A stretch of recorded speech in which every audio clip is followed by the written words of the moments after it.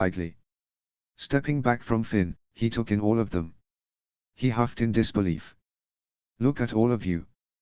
This is our next generation, folks, the coming leaders of our village. I'm practically beaming with pride. He fixed his eyes on Finn. Finn scowled. Oh, don't look at me like I'm the disappointment. You brought this on yourself. Oh really? Hiccup asked. I've done many disappointing things in my life, but I didn't ask for this. Don't you dare try to pin this on anybody else because this is your doing, Finn. This started with you and it's ending with you. Right now. Finn sniffed with indifference. Here's what's going to happen. Hiccup walked past the teenagers as he spoke. Every single one of you is going to stand trial. One-on-one time with me and 2 council members of my choice. If we find you guilty, which we will, you'll carry out a sentence of whatever we decide. There will be no complaining. There will be no more interaction between you. And if I even sense a single thing going on behind my back, you will be the first to spend some real time in the jail as a criminal.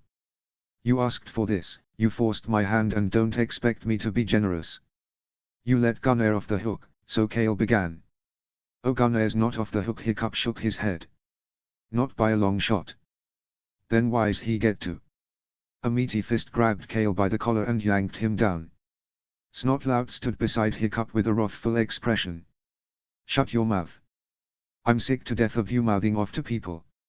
If you're such a man, shut up and take the lecture with a little respect. Kale's face turned puce but he kept silent. Apparently he didn't like his honor called into question. Especially with your recent fiasco at the winery. Hiccup cocked his head. I'd hoped you'd have a little more sense than this. I guess I shouldn't have such high expectations. The dark-haired teenager chortled.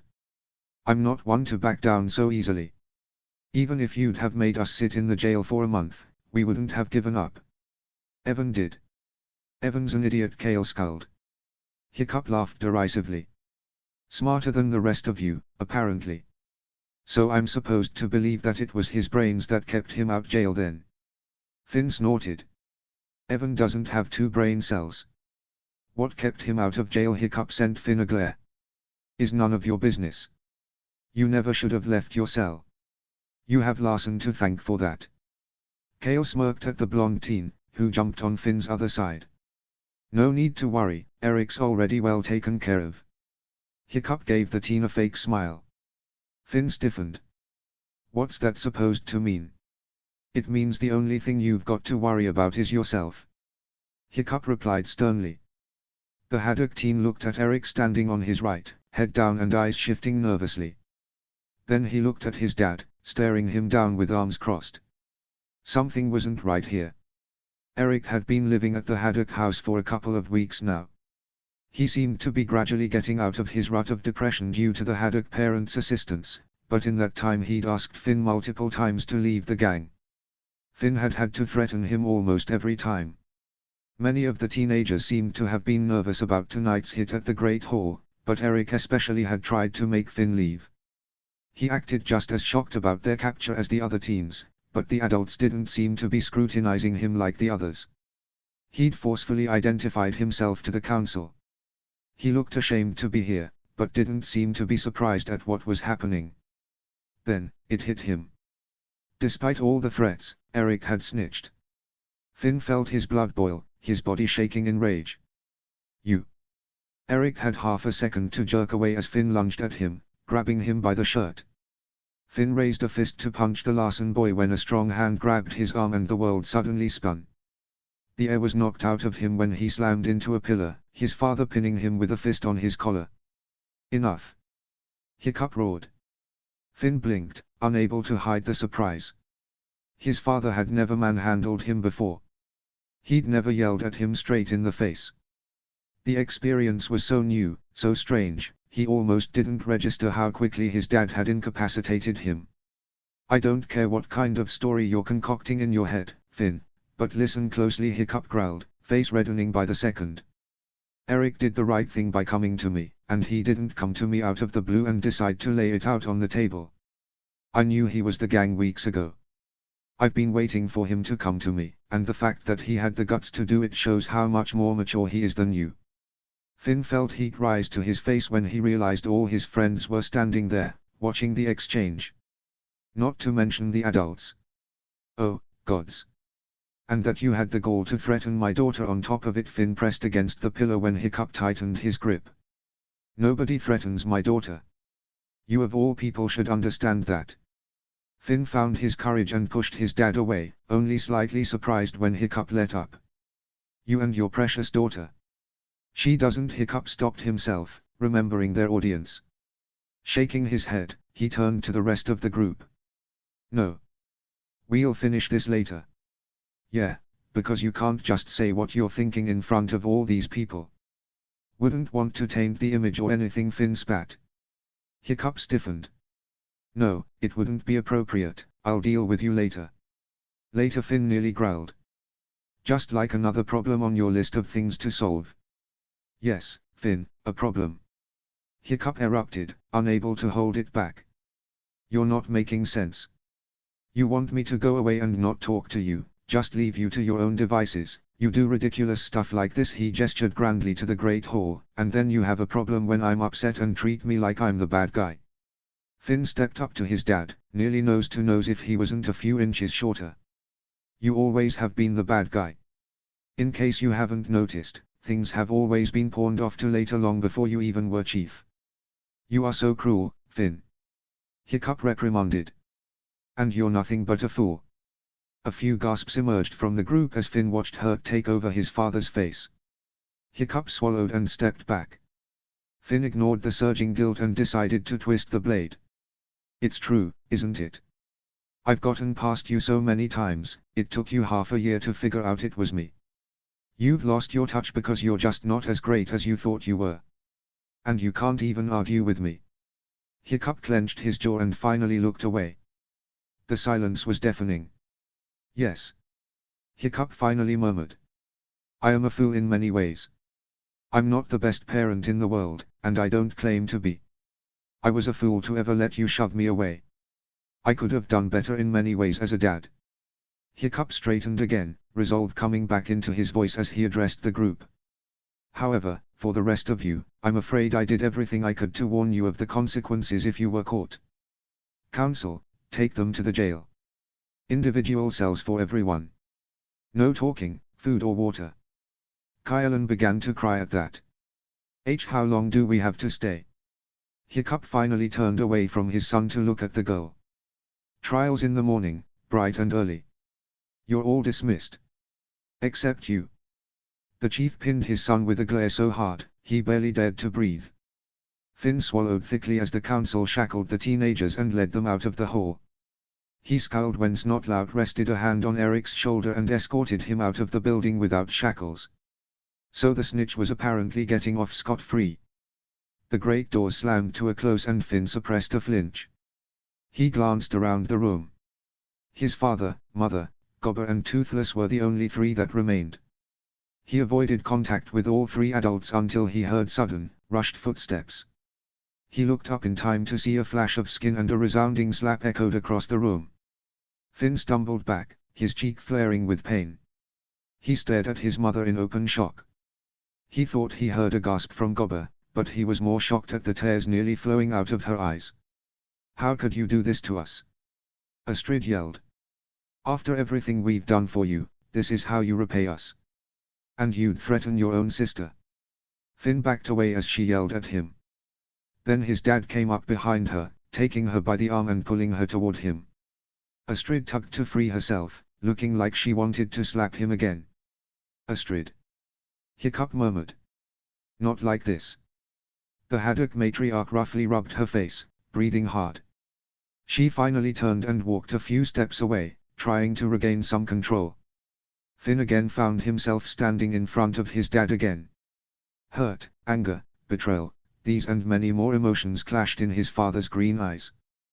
Do you have anything to say for yourself that doesn't involve blame shifting or hating my guts? Hiccup finally asked. Finn pursed his lips. Nope. Come on, Finn. Gobber hobbled forward. Why? What would possess you to do this to the village? There has to be some reason. Astrid crossed her arms, face splotchy. Finn tried to ignore the knot of tension growing in his chest. He tried to make his voice come out strong, but he could feel his resolve crumbling. I don't know, the first time wasn't really intentional, it just sounded fun. Fun? Hiccup asked adamantly. You have a dragon. You have weapons, you have the arena, the woods, the mountains, the ocean, and the sky. The possibilities of fun are literally at your fingertips, the things you could do and spend your time on. And instead you prey on people's livelihoods. You prey on people. Finn winced. Ava was an accident. And to say you're lucky she wasn't hurt is a gross understatement. Hiccup growled in a way that made Finn's tingle. Tell me, what would you have done if she'd been killed? Or Tough Nut, a man who you've known your entire life, or his wife, Svala? Finn looked away. I don't. You don't know doesn't cut it. Hiccup interrupted. What would you have done? Would you have had the guts to go to Tough Nut and Svala's doorstep and tell them to their faces that you killed their baby, the one child that they've been blessed to have, the one they waited for 4 years? What would you have done? I don't know. Finn cried. Exactly. You don't have a single clue just what might have happened. Hiccup shouted. You guys could have killed someone, and you of all people should understand what happens in freak accidents. Finn's blood went cold and he stared at his dad. It only takes a second for something to go wrong.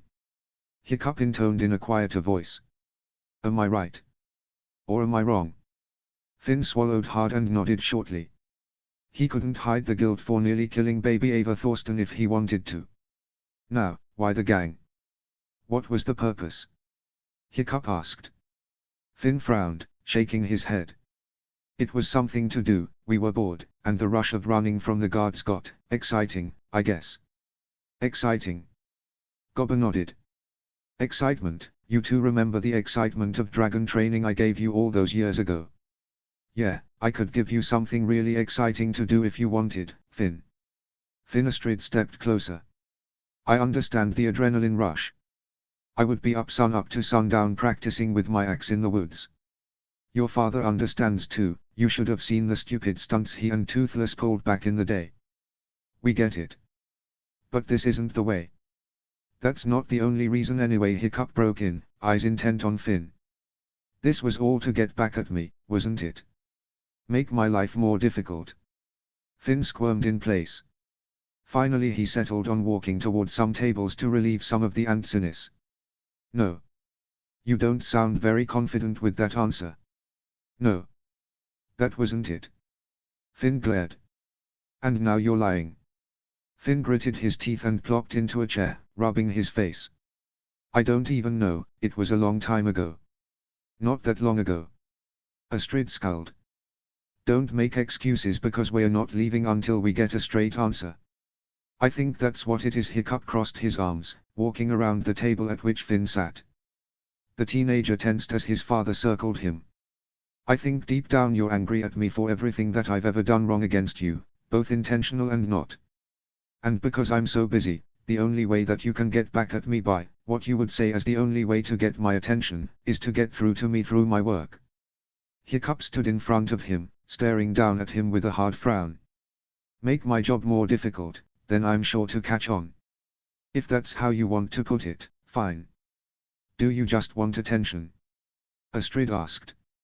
Finn flushed. No. I don't think that's the truth either. Hiccup said.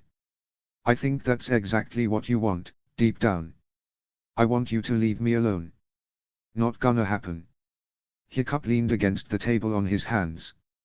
I've got you right where I want you, just like the little criminal you are. And you're not going anywhere until we get to the bottom of this. What do you want? Finn looked away, his heart lurching into his throat. Nothing. Whether you want to admit it or not, Finn, you need us. Hiccup said. You need me more than you realize. I don't need you. Finn hissed. Then why are you so desperate to get my attention? Wasn't trying to get your attention, it was just a bunch of over-the-top pranks. Finn shouted. Pranksters always want attention. Gobber sat down nearby, getting cozy. I don't need his attention. Whether you feel like it or not, Finn, you've got my attention. I've been paying attention this entire time, trying to figure out what the problem is. There isn't a problem. Finn ground out. But I can't fix the problem if you don't let me in and tell me what the problem is. I don't need you to fix any of my problems, you need to just go away and leave me alone. Finn's voice cracked at the end. He pushed the palms of his hands into his eyes, blocking them out. Suddenly he felt very overwhelmed. Too much stress was being pushed onto him, which only brought back bad memories. The sound of scraping chairs broke the silence and he knew his parents were sitting down across from him. Finn Astrid said softly, grasping his wrist. Look at us. The teen pulled at his bangs with his fingertips, suddenly mortified at the realization that his eyes were getting wetter by the second. All his barriers were being broken by the second. He was losing control fast. He shook his head stubbornly and didn't move. We're not going anywhere, Finn. His dad's voice spoke softly. We're not supposed to. We're your parents. We're not always going to agree. Our parents certainly didn't approve of everything we did, and we certainly didn't agree with everything they said. But our parents, well, my mom and his dad, they were still there for us, in the good and bad times. Especially the bad times. Finn swallowed hard, forcing himself to breathe slow and normal. He didn't want them to know just how hard it was for him to not get emotional right now. He had to stay in control. It doesn't matter anymore. Do with me what you want, he said through gritted teeth. At least I'll be out of the way so you can spend more time with the son you want. He emphasized the last word with so much malice. Hiccup flinched slightly. Eric isn't, no. That's not important right now. Hiccup leaned forward. This isn't about him. But if you even think about going after him, I'll do what I like with traitors. Finn hissed. Hiccup's face reddened. Traitor. You want to talk tyranny? Okay, how about this? You've gone against everything your grandfather stood for, let's start there. You've spat in your mother's face for all her love and wise counsel and patience she gives you day in and day out. You disrespect my authority as if you would stand above me. You would mock and despise those who are smaller than you, younger than you, physically weaker than you, while you uplift yourself as if you're so much better. Finn felt his back muscles tighten against the chair the louder his father's voice got. You act in the same evil that was dealt to Benin every day when he was a slave, and you treat his memory like the dirt on your shoes. Finn's gaze snapped to his father. No. Hiccup continued without pause, and you would act as if someone doing the right thing by getting the heck away from you is doing you some disservice. You want to talk about who's betraying who, let's talk about it. Finn honestly wanted to back away, he'd never had his father's wrath directed at him before. Not like this. Give me some reason that anybody should feel sorry for you or give you clearance. Give me something that Benin would say, that he'd stand up and say you did something right. What have you done to do him proud? Finn fought to meet his father's gaze. He felt the conflicting emotions in his chest. Deep down in his heart of hearts, he knew his father was right. He knew he was in the wrong. That part of him wanted to start crying, ask for forgiveness. Let himself feel remorse for his actions because that's what Benin would want. Benin would never have wanted him to do all of this. Benin would want him to let go of his anger, ask for repentance for his mistakes, both intended and not.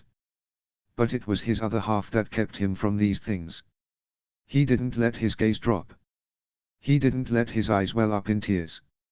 He reveled in the adrenaline coursing through his system. He didn't trust himself to speak for once, he let his eyes and body language do the talking. Astrid stepped forward to break the tension. She rested a firm hand on Hiccup's shoulder pad, pulling back from Finn. Hiccup gradually stood beside her, though his glare didn't let up. Finn couldn't ignore his mother's firm voice when she spoke. Your father rescued Benin. We could have found the island he was taken from. We offered it to, we offered to take him across the lands to find his home, the last remnant of the family he once had. And what did he choose to do? He spent every last breath here, helping you. Teaching you, raising you. And you can't even look me in the eye because you know it's true. Finn hadn't realized he'd finally dropped his gaze. Now that it was down, he didn't want to look back up. He could have gone anywhere, thanked us and left forever to do what he wanted in the new free life, But he stayed here because of you, Finn. Because he saw a strong, brave little boy that needed to realize that there's more to life than being strong. He saw that you needed that soft yet firm voice. He saw that you needed to see the other side of authority. One that's quiet and calm and worthy of respect. And you've done nothing short of tainting every memory of it. Silence rang through the hall. Only the soft squeak of Gobber's boot was heard as he shifted in place. What would you tell him to explain your actions? Hiccup quietly asked. If life had gone the way you wanted it to and you'd lost someone less important, and Benin was the one standing here, what answer would you give him? I'm honestly curious. The words less important rang in Finn's ears and he almost shattered. But he hardened his resolve. He gritted his teeth and swallowed hard. Do what you're going to do to me. He turned his fiery gaze back up at his father. I've got nothing to say to you. Astrid's gaze hardened and she turned to Hiccup. Finn watched as his father worked his jaw a moment before turning to Gobber. Put him in the cell farthest away from the others. If he wants to act like a criminal, he'll get treated like one. Yes, sir. Finn glared daggers at his father as his mentor pulled him to his feet. Only when the boy was pulled toward the doors did he break eye contact. Deep down, he felt remorse and guilt. He briefly wondered just how much pain he could inflict before someone snapped. He wondered who would snap first, him or his father. His stubborn side knew it to be his soft-throated father. Deep down, his small, weak, rational side knew it to be himself. Stubbornness reigned once more, and he plowed down the great hall stairs as fast as Gobber would allow, forcing himself to stand tall as if he knew he was doing something right. Chapter 17, Grating Nerves. Chapter text. The entire summer, Hiccup had imagined that the night he caught the gang and threw them behind bars, he would sleep well again. He wouldn't be up until the crack of dawn, running himself into the ground as he had been night after night. He'd hit the pillow early, snuggle up next to his wife and be able to truly relax knowing that his village was safe. Maybe he could catch a few more Zeds than usual and sleep in a bit late. Heck, maybe he'd even have a few extra minutes to shave this infernal scruff off his face. He couldn't have been more wrong. Instead, he lay awake most of the night, staring at the ceiling with a dismal frown. Astrid had eventually fallen asleep once her tears of frustration had subsided. The couple was rightfully distraught over their son's actions, behaviors, attitudes. They were at a loss.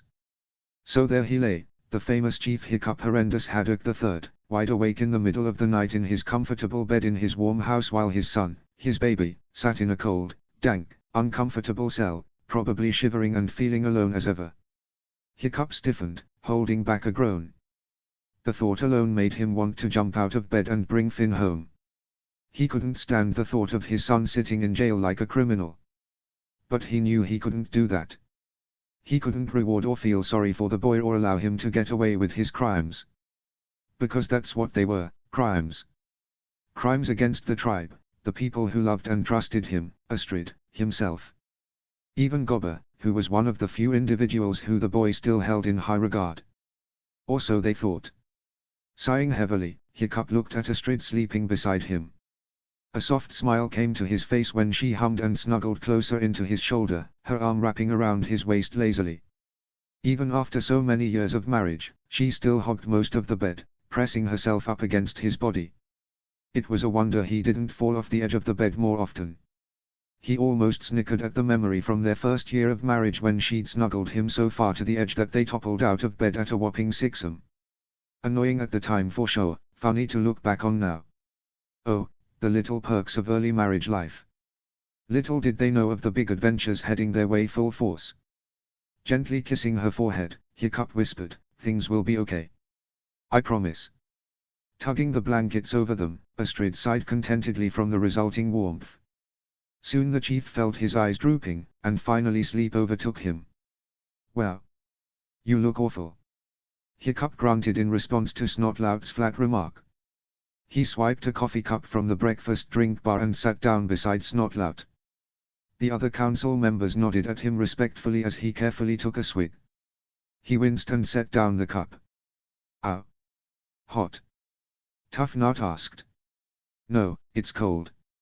"Oh, well, don't freeze your teeth." Tough Nut shook a finger at him from across the table. One time I froze my teeth with a massive bite of ice cream, and let me tell you, it was single-handedly the most painful experience of my life. So of course I had to do it again. It was awesome. Rough Nut snickered. Hiccup sighed, giving Horst a look that said help. Horst hid a smile and sat forward. Let's get things started.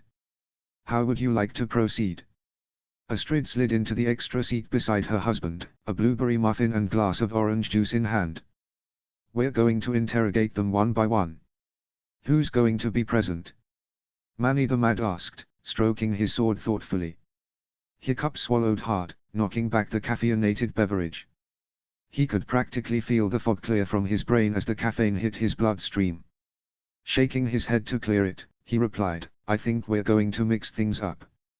I'll conduct every trial with one other council member. For instance, Fishlegs will be present for his own children's trials. I think that's fair.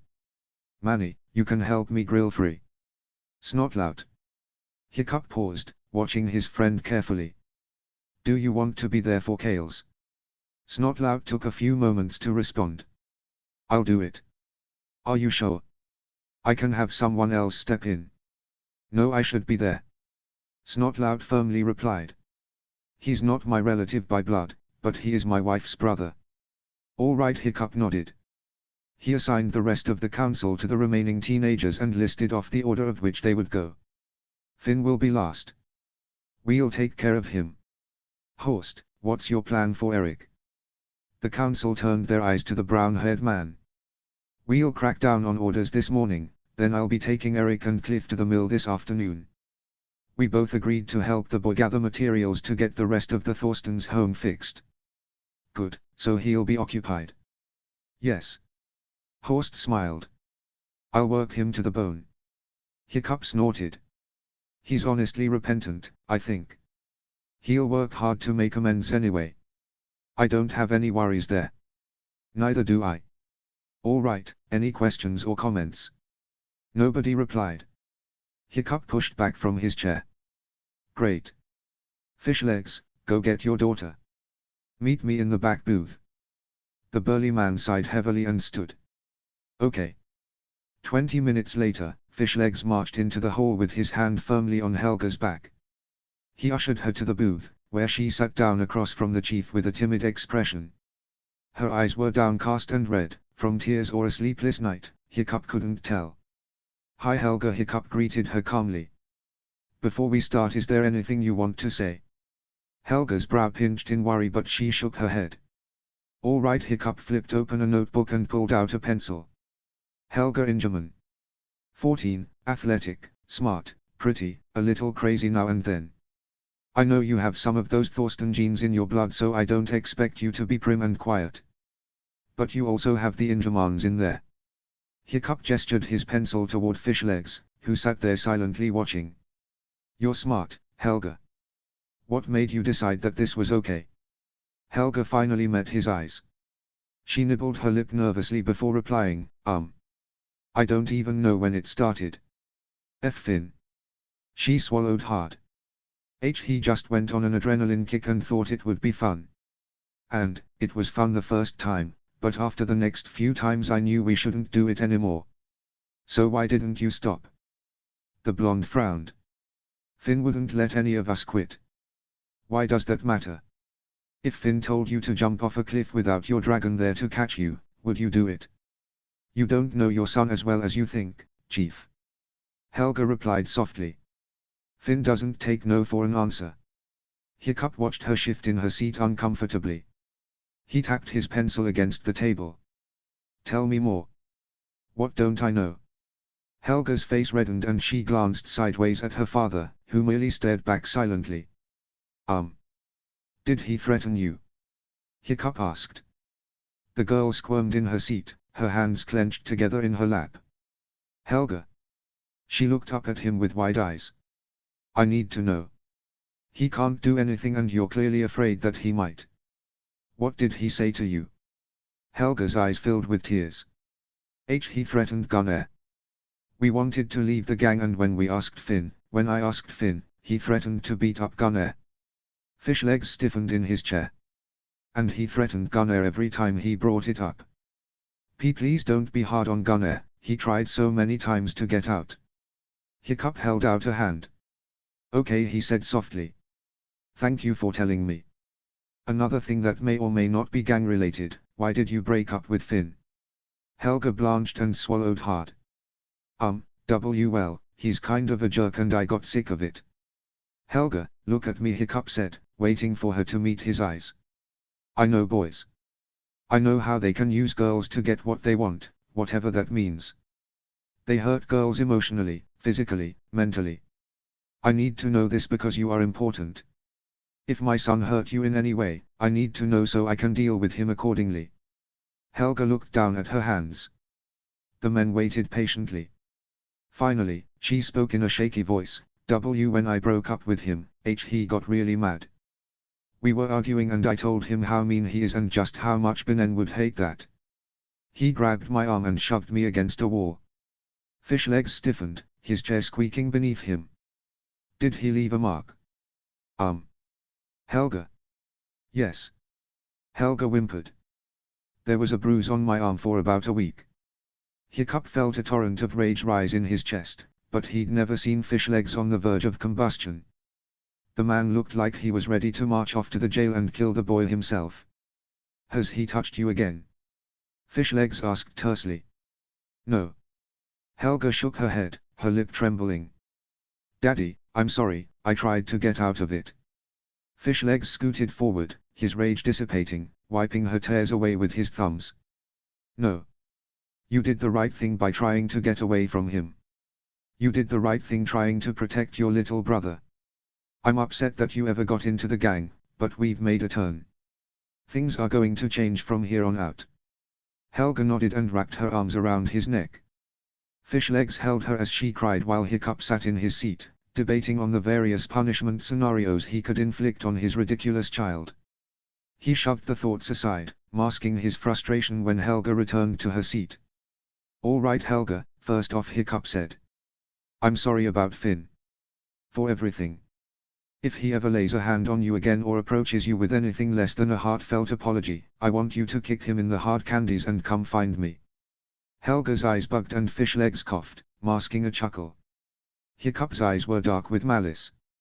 I mean it. I hope it never comes to that. Helga gulped. You're an Ingerman brain with the blood of a Thorsten. If he bugs you again, don't you hesitate. Show him what you're made of. Helga blinked, trying to hide a chuckle. Okay. Second, your father and I will discuss what your punishment will be. We'll let you know what your job is. Okay. I'll do whatever you want me to do. Hiccup smiled. A tar girl. Thank you for being honest. Helga nodded, glancing at her father. Fishlegs stood, resting a hand on her shoulder. Let's go home, Helga. I'll bring back Gunnar. All right. For the next 4 hours, the various council members brought the teenagers in one by one to discuss their actions, motives and punishments. By lunchtime, only Finn was left. Astrid insisted that her husband take a lunch break before talking to their son. Hiccup dejectedly complied, wishing he could just get the thing over with already. But as usual, his wise wife knew best. He hadn't realized just how hungry he'd been. After lunch, he felt refreshed and less addled. Instead of having his son ushered to the Great Hall, where many people were gathered for late lunch hours, Hiccup decided to discuss things with his son and wife at the jail. If things got heated, he didn't want an audience. Even Kale hadn't thrown a fit over his trial and harsh punishment, he'd merely sat there with a sullen glare. There was no telling what Finn would do. Close to 1 o'clock, Hiccup and Astrid walked into the nearly empty jail. Most of the teenagers had been permitted to go to their homes with a guard watch, but Hiccup sincerely hoped none of the kids would be so stupid as to start something up. A few dejected criminals, Kale and Free included, scowled at them as they trudged past, but they continued unblinkingly to the back of the jail where their son sat in his cell. Hiccup caught his breath when caught sight of Finn, seated in the back of the cell and staring blankly at the wall. Perhaps it was a trick of the dim light, but the boy's face looked pale except for the dark circles beneath his eyes. His once bright red hair hung around his face like a dark curtain and his blue eyes seemed dead, devoid of the sparkle Hiccup had become accustomed to when looking into his son's face. It was enough to give him flashbacks to nearly 2 years ago, when his little boy had sat motionless in his room for weeks, staring blankly at the wall. The boy's parents pulled up rickety chairs and sat down in front of the cell. Finn didn't move. After a few tense seconds, Hiccup cleared his throat. "Is there anything you'd like to say to us?" he asked softly, hoping that his voice was calm and inviting. Finn didn't move. He remained stubbornly staring at the wall as if no one had spoken at all. After a few seconds, Hiccup tried again. "Finn, I know you hate us right now. And, you do have legitimate reasons to be upset. No one is saying you don't," he said in the same calm voice. "But you can't ignore us forever. You have to talk to us at some point." Astrid spoke up. When Finn didn't respond, she continued. "We tried. We really did. And we didn't do the best job all the time. We're human. And we always tried to make it clear to you that we aren't perfect and we make mistakes." Hiccup saw Finn's jaw tighten, but his body remained rigid. "Finn, say something. Anything. Shout, scream at us if you have to, but you can't bottle this up anymore," he pleaded, leaning forward slightly to get a good look at his son's face. "I'll do whatever I want," Finn said through gritted teeth. "Yes, you certainly made that clear." Hiccup sighed. Astrid reached out and touched the bars of the cell almost lovingly, as if she wanted to be stroking her son's shoulder instead of the cold metal. "Do you want to live your life like this? Do you want to be old and alone someday because you allowed yourself to be hard and bitter and angry toward everything? You don't have to live like this, Finn, you can change this." "I don't want to change this." Finn spat, his whole body remaining rigid. "You want something to change," Hiccup stated, leaning forward even more. "You can deny how much this hurts or how much you want to change, but this comes from somewhere.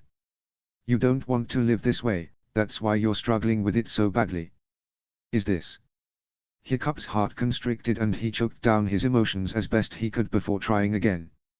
"Is this what you want?" he asked, gesturing to the cell. "You don't know anything," Finn growled, his teeth still gritting together in an apparent attempt to keep the inner rage contained. "I know a sad little boy when I see one. You're not the first," Hiccup said softly. "Yeah, that would be Eric." Finn said the name with so much malice, both Hiccup and Astrid paused. Finally, Hiccup continued. "I've noticed your pain just as much." Suddenly, Finn whirled around, his face twisted with rage. "Oh really? Just as much," he bellowed, his voice echoing in the open space. "Then where were my lunch meetings? When did you give me any time to talk about my problems and my pain?" Hiccups felt his throat tighten. "You never wanted to. You never pushed." Finn shouted so loudly, dust fell off the rafters and into the cell. "You practically strong-armed Eric into moving in, but you let me say no one time and it was like I was worth nothing. You're more aggressive than Eric." Finn let out a humorless laugh. "Oh, he was just easier to deal with, I get it." Astrid spoke up. "Finn, it's not like that." "Yeah, because while he's practically chopping his arms off from all his pain and struggle, he gets all the love and attention while I don't do anything that drastic, so my issues aren't that important. Tearing the village apart is pretty drastic," Hiccup replied, trying to keep his voice steady. "Yeah, but if I weren't, would we even be talking right now?" "No." Finn balled his fists in his lap, panting with the strain of shouting so much. Finally, he took a breath and continued. "You suspected it was me all along. You knew I had to be part of it, so why didn't you just do something?" He gestured to the cell around him, lowering his voice to a deadly volume. "This is what it takes. It takes me going to prison to even get a meeting with the high and mighty chief himself. And we both know you wouldn't even bother if Binnen were here, you'd have just sent him in to talk me down." "No, I'd still try to talk. And it wouldn't have mattered, right? Because I clearly don't care about what you have to say. You'd have sent him in after your painfully petty attempt." Finn turned his body to face them, raising himself in his seat so that he could look directly in his father's eyes. "You back off too easily. The difference between you and me, I don't quit when I want something, whether it's to get a sword fixed, Tear apart a bun, or get a freaking point across. Hiccup felt a flash of anger that he quickly pushed down as best he could. He pointed to his neck. See this scar? Do you know what I went through to get it? Were you there on Braun, watching me slashed to pieces for you and your sister? Always about her. It wasn't her wooden axe I strapped to my leg. It wasn't thinking about her that gave me the strength to climb on Toothless with a stump that had just been smashed with a hammer. Hiccup raised his voice, raw emotion seeping through every syllable. I thought of you and how much you needed a father, and I kept on going despite how much it hurt and despite how bruised and bloody I was, because I knew you were worth it. What does all that have to do with right now? It's great that 10 years ago you were that willing, but that was then. Finn growled. You don't give me the time of day to figure out what my problems are. You'd sit with Anna or Eric all day to figure out their problems.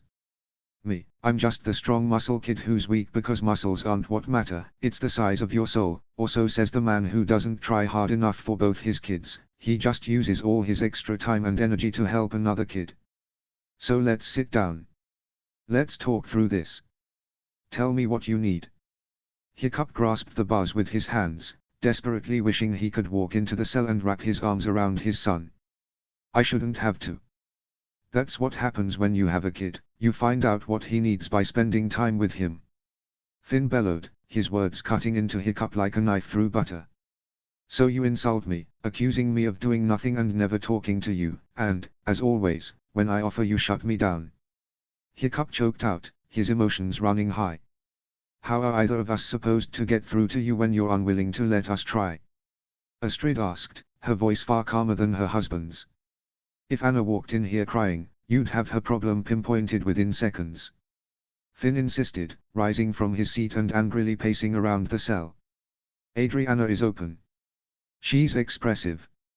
She's always willing to talk through her problems. Astrid spoke up. You aren't willing to talk through anything, even when we ask. So because I'm different, I don't get anything at all. Just because I don't emote like her doesn't mean I don't feel things. Finn punched the wall in rage, his teeth gritting together and his face reddening at an alarming rate. I know, Finn. Hiccup said softly. Yeah. So what's your excuse this time?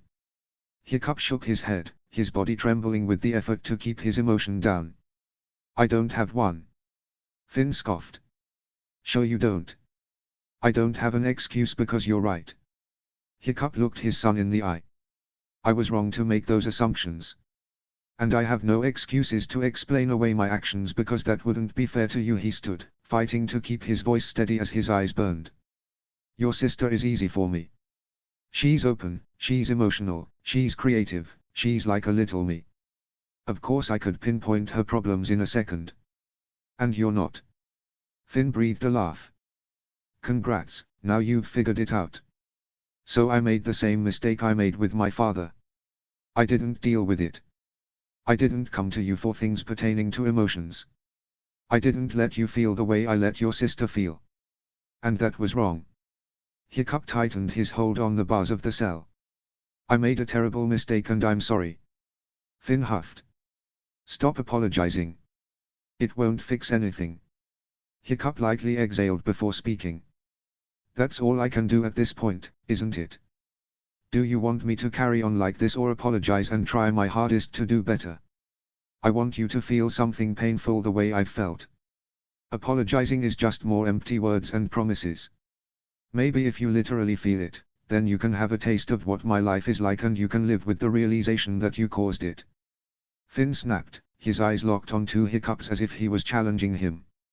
It was Astrid who spoke next, standing up so quickly that her recently vacated chair scooted back several inches. Hang on a second. Yes, he messed up, we both did, but that doesn't mean that your choices are his fault. Finn stroked his temple in mock thought. What was he said to Eric, the boy who's lacking a father could end up in a sorry place someday? Isn't that what you said the other day? Hiccup's face reddened. You're not lacking a father like he is. His father is gone, Finn, just like Benin. I'm disgusted that you'd feel sorry for yourself when he has nothing, and you shove me away continually. I shouldn't have needed Benin. Finn yelled, making them both jump. What? Hiccup asked, completely confused. Benen was my father the whole time he was here. He was the only one who made time for me the way a father should. He was the only one willing to participate in activities I enjoyed just because I enjoyed them, even if he couldn't do some of them. He was the only one who was supportive and who didn't think of Anna first. In fact, even with her it was better because he spent time with Anna when he wasn't able to with me. He made time for both of us whenever he could. He was the only one who loved us both exactly how we needed to be loved. And you just let him do his thing all while pretending you were a great parent when he brought out the best in us. Finn paced angrily as he spoke but finally rested his head against the wall. He was the only one I could talk to, he added in a strangled voice. Hiccup and Astrid stood in stunned silence. Hiccup felt like Finn had thrown a brick into his heart. This was it. This was his biggest failure as a parent and he had been completely blind to it until now. His heart broke for his sons, for the obvious pain his little boy had gone through after losing the man he had loved as a father. And Hiccup had no one to blame but himself for pushing him to feel that way, for encouraging him to feel that way. But Finn wasn't finished speaking. When he died, everything went back to the way it was. Anna was the favorite and I was the emotionless idiot with muscles who needed to be talked down to. Gods, I was used to feeling special. I was used to being loved the way I needed. And instead of stepping up, you just disappeared, he said in a dead sort of voice, his head still resting on the wall. Gods, Finn. Hiccup choked out, placing his head in his hands. He felt hot tears drip through his fingers as the full weight of the last year and a half collapsed on him all at once.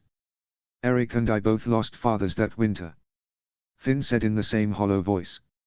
It wasn't just me being unable to deal with my grief, I couldn't get past it because I was so alone. And when I started going outside again, you guys took it as a good sign, like everything was alright. We were turning a corner. You guys moved on, even Anna moved on, and you left me in the dirt. There was a long pause as Hiccup and Astrid processed everything their son had said. Finally, Astrid had recovered enough to speak up. Finn, why didn't you say something? We aren't like Lara, we wouldn't have told you to get a grip and move on like the rest of us. How was I supposed to? You acted like everything was fine. Bringing it up would just reopen an old wound. Finn turned away from them and shut his eyes.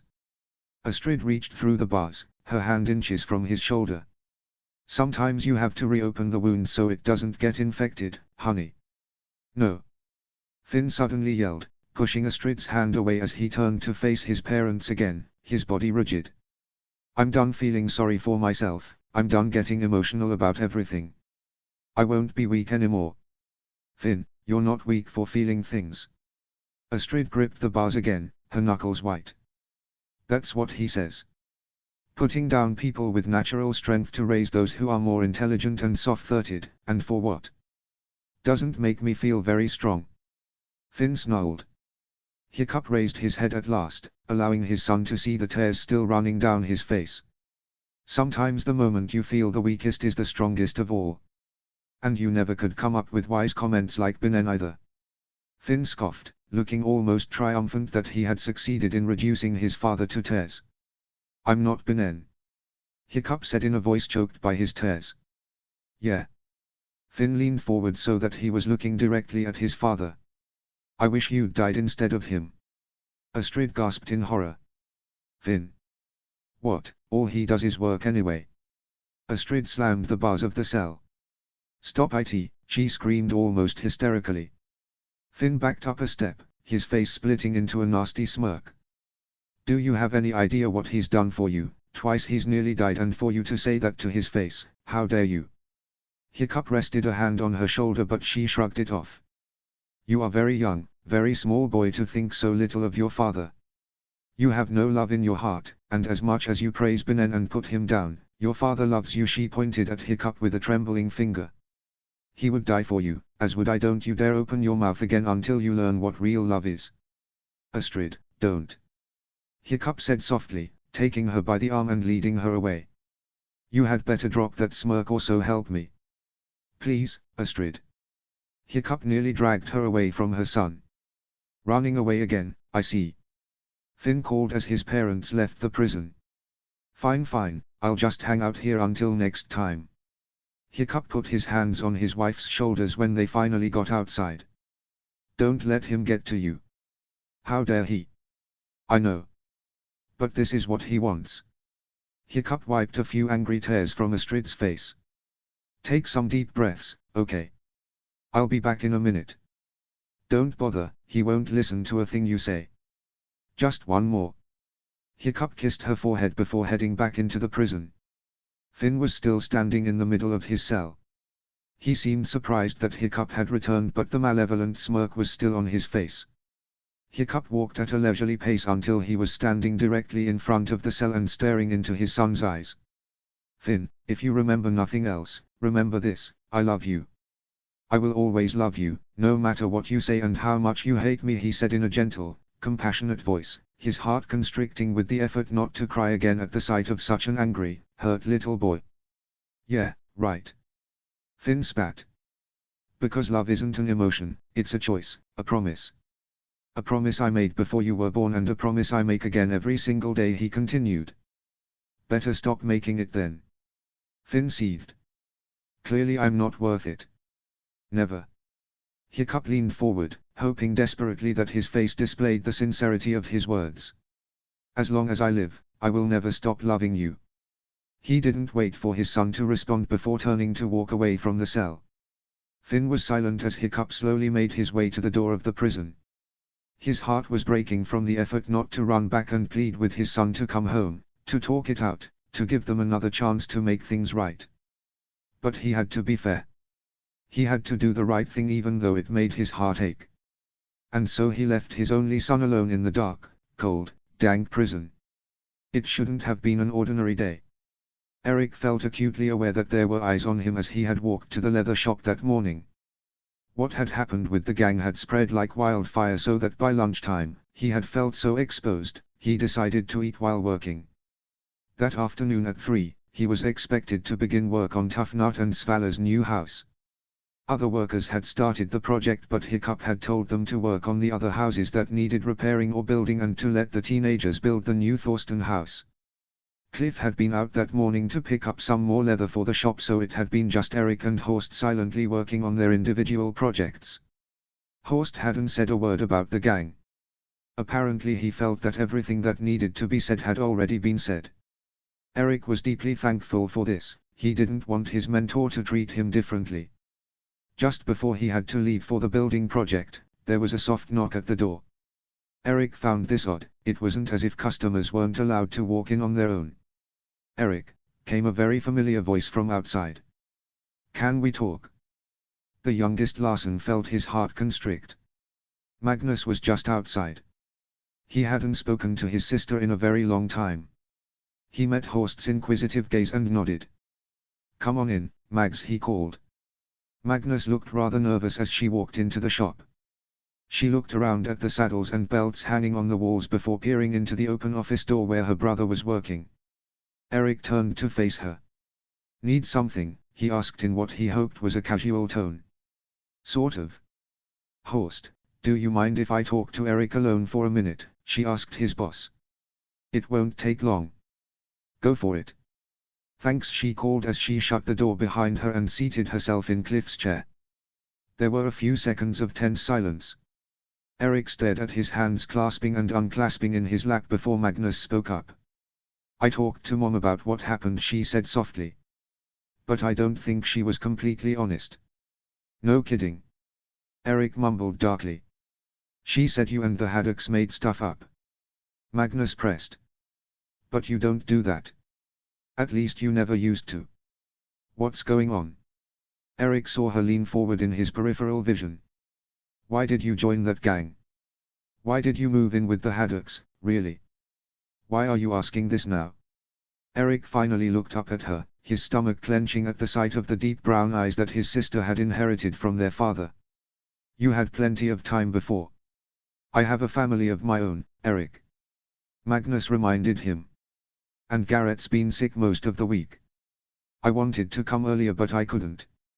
Even now, I have to get back to him soon, but after all this, I had to talk to you. I joined the gang because Mom's a nightmare, Mags. Eric mumbled. Her and Nicola's. You're not in that house, you don't know what happens. You're right, I don't. Magnus admitted. So tell me. Eric took a deep breath and began talking. He told his sister about Lara blaming him for Aud's death. About Nicola's always making everything worse when they were fighting. He told her about how the gang had made him feel powerful and rebellious, and then about how he had tried to leave but had been threatened. He even rolled up his sleeves and showed her the scabs on his arms. Magnus had tears running down her face when he finished talking. I left because I had to. Eric finished, rolling his sleeves back down. I had to get out of that house, Mags. And I told Hiccup about the gang because Finn was completely out of control. I didn't want Annie to get hurt. Or anyone else Finn was threatening. Magnus dabbed at her eyes with a handkerchief. This is my fault, she whimpered. I made it worse when I didn't let you see the kids and I never came by. I should have come visit you and make sure you were okay. Max, this wasn't your fault. Eric reached forward and took her hand. Hey, look at me. No, this wasn't your fault at all. You were right, I was unstable and I'm glad you got me out of there before I hurt someone. You couldn't have known it was going to get that bad because you have your own family. Magnus gave him a watery smile. Things really are better now. Absolutely. I'm happy with the Haddocks. Well, I was until Finn got arrested. But they are going to work through it. This isn't the first time they've gone through something like this. I still remember when they almost got divorced, it was a huge deal. But they got through it. Good. Magnus sighed deeply. I hope so. I'd hate to see Finn removed from his position. Eric didn't want to comment, lest he say something he regretted, so he kept his mouth closed. Magnus continued after an awkward silence. Well, listen, I got to talking with Greg and we agreed that, when Garrett gets better, we'd like you to come around again. Eric's mouth dropped open. Really? You mean that? Yes. You're doing so much better. I've missed having you around, to be honest, and the kids have been asking about you. Lala wants her Uncle Rick back. Magnus smiled warmly at her little brother. I thought maybe you could come next Wednesday. Garrett should be doing better and we can cook. Yeah, of course. Eric's face lit up with delight at this news. I'd love to. Thanks, Mags. I really appreciate it. Not a problem, she playfully ruffled his hair. I have to go though. Anna's got them for the moment, but I don't want to make her deal with Garrett's runny nose too much longer. Oh yeah, no problem. And Annie, can you tell her? Eric paused, his thoughts moving too fast to keep up with them. You know what, never mind. I'll tell her tonight. Okay. Magnus smiled knowingly and turned toward the door. One more thing. Eric jumped to his feet and hugged his sister. Love you. Oh, I love you too. Magnus kissed his forehead before letting him go. I'll see you Wednesday. Absolutely. Wednesday it is. Eric nodded and waved as his sister left the shop. Magnus nearly collided into Cliff as she left. The latter was rolling some new leather into the shop and Eric chuckled at the dramatic apology his co-worker gave her before skipping in. Hi. Eric chirped. What's up? Got some new leather, he took a deep breath. I love the smell of new leather, don't you? Whoa, who are you and what did you do with Eric? Cliff demanded, his grey eyes widening in horror. I am Eric. I'm just in a good mood. Is that a crime? Eric asked, helping his co-worker roll the leather into the back room. It's a crime somewhere, I bet. Cliff quipped, making Eric laugh. Horst stood at the doorway, looking cheerful at the sight of both boys smiling. Unfortunately, now is about the time Eric's got to get to work on the Thorsten house. You. Cliff hopped up and down. Let me go. Cliff. Please. I gotta stick with my number one bro. Cliff put his arm around Eric's shoulders. Plus we get out in 2 hours anyway and you all look done already. This was true. Horst had been putting finishing touches on the last saddle when Cliff had showed up and Eric had finished his own just before Magnus had arrived. Horst raised a finger, almost like he was going to lecture the Smedley boy, but apparently thought better of it. Oh, all right. We'll all go, he relented. Yes. Cliff punched the air with his fist. Family outing. Sure. Eric rolled his eyes but smiled in amusement. Come on, then, you big dork. Cliff ruffled Eric's hair. That's me. He nearly skipped to the shop door, holding it open for his friend. Ladies first. Oh, shut up. Eric smacked Cliff's stomach, making him laugh. So, how come you're in such a good mood? Cliff asked as he shut the door behind Horst. Could it be that you're starting to, oh I don't know, kinda maybe sorta like me? I should have left you on that boat. Eric retorted with narrowed eyes. Come on now, boys. Horst patted both of their shoulders. Be nice. We are being nice. Eric punched Cliff's shoulder. Trust me, you'd know if we were being mean. Yeah, we'd fight to the death. Cliff punched him back. And I'd win. Please, we all know I'd win. Cliff stuck his tongue out at his friend. Maybe if I was knocked out first. You little. Cliff lunged at Eric, who sidestepped him easily. You'll pay for that, dear brother. I demand a match. You and me. Arm wrestling. Eric smirked and flexed his muscles. I could beat you right-handed. You are about to be proven terribly wrong. Cliff retorted. Boys, come on. Horst stepped between them. Where's this all coming from? You didn't used to be this violent. Well, Eric said with a grin in Cliff's direction, that's being a bra, isn't it? The moment the words had left his mouth, he almost regretted them. Cliff looked like he was going to cry. Before the Larson boy could stop him, he was trapped in a bone-crushing hug. You are the bestest bra in the whole universe. Cliff squealed delightedly, making several passers-by stop and stare at the two of them.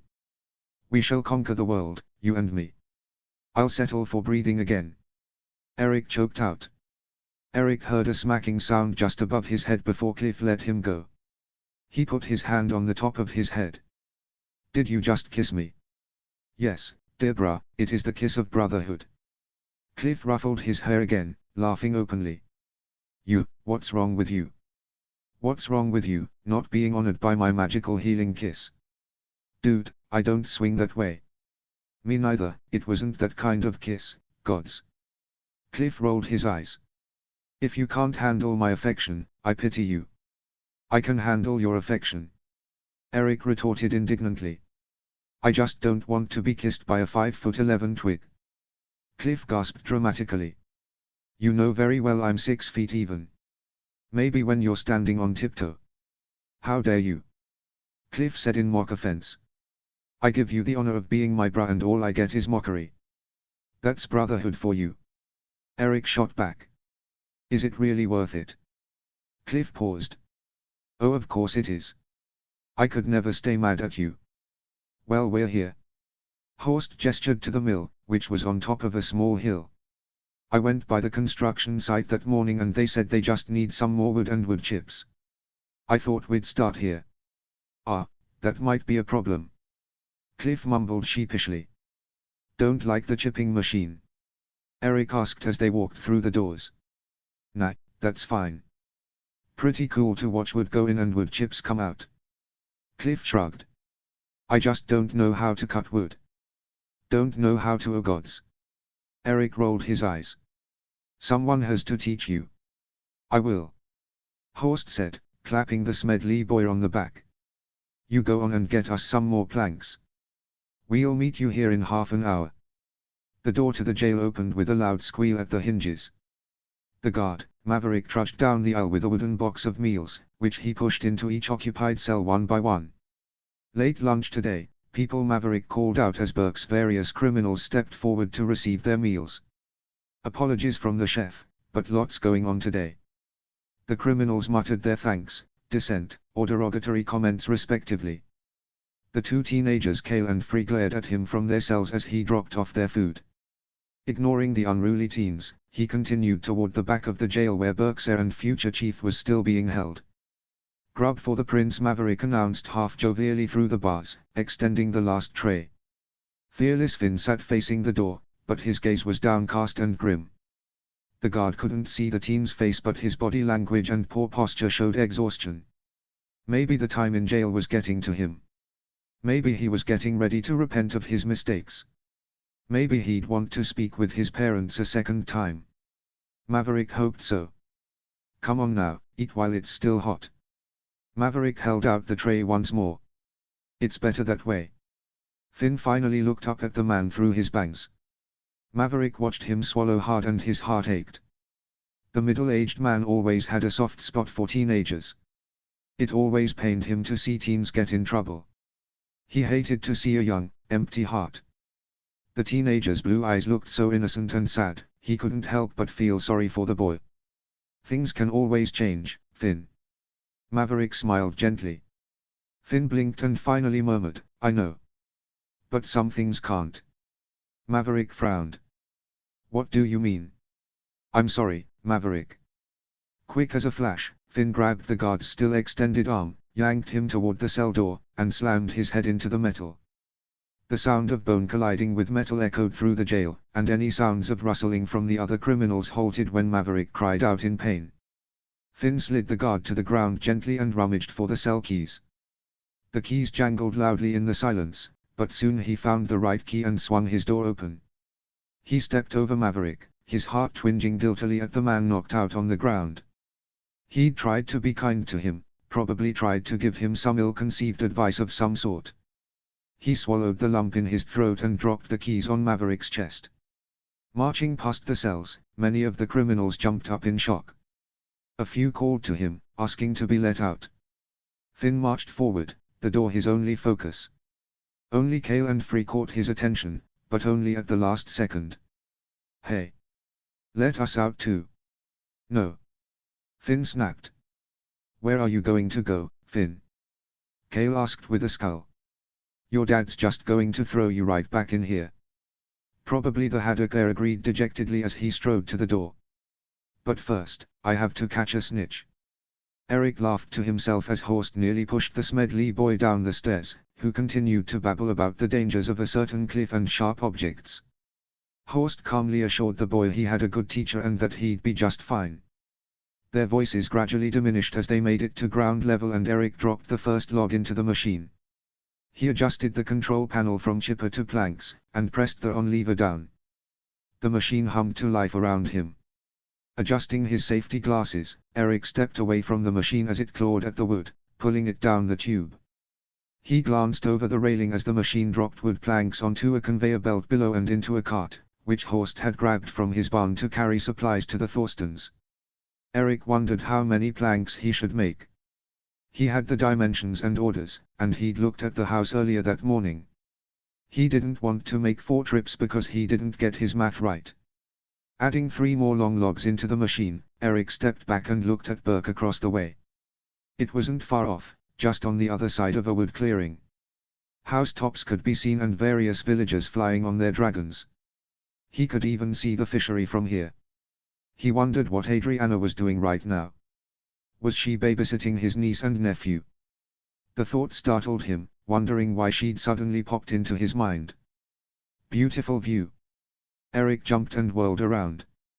There, leaning against the railing by the stairs, was Fearless Finn. He looked terrible, smudges of ash from the previous night's Great Hall excursion covered his face, his blue eyes looked dull and surrounded by dark circles like he hadn't slept. His face was a twisted mixture between amusement and outrage. Finn.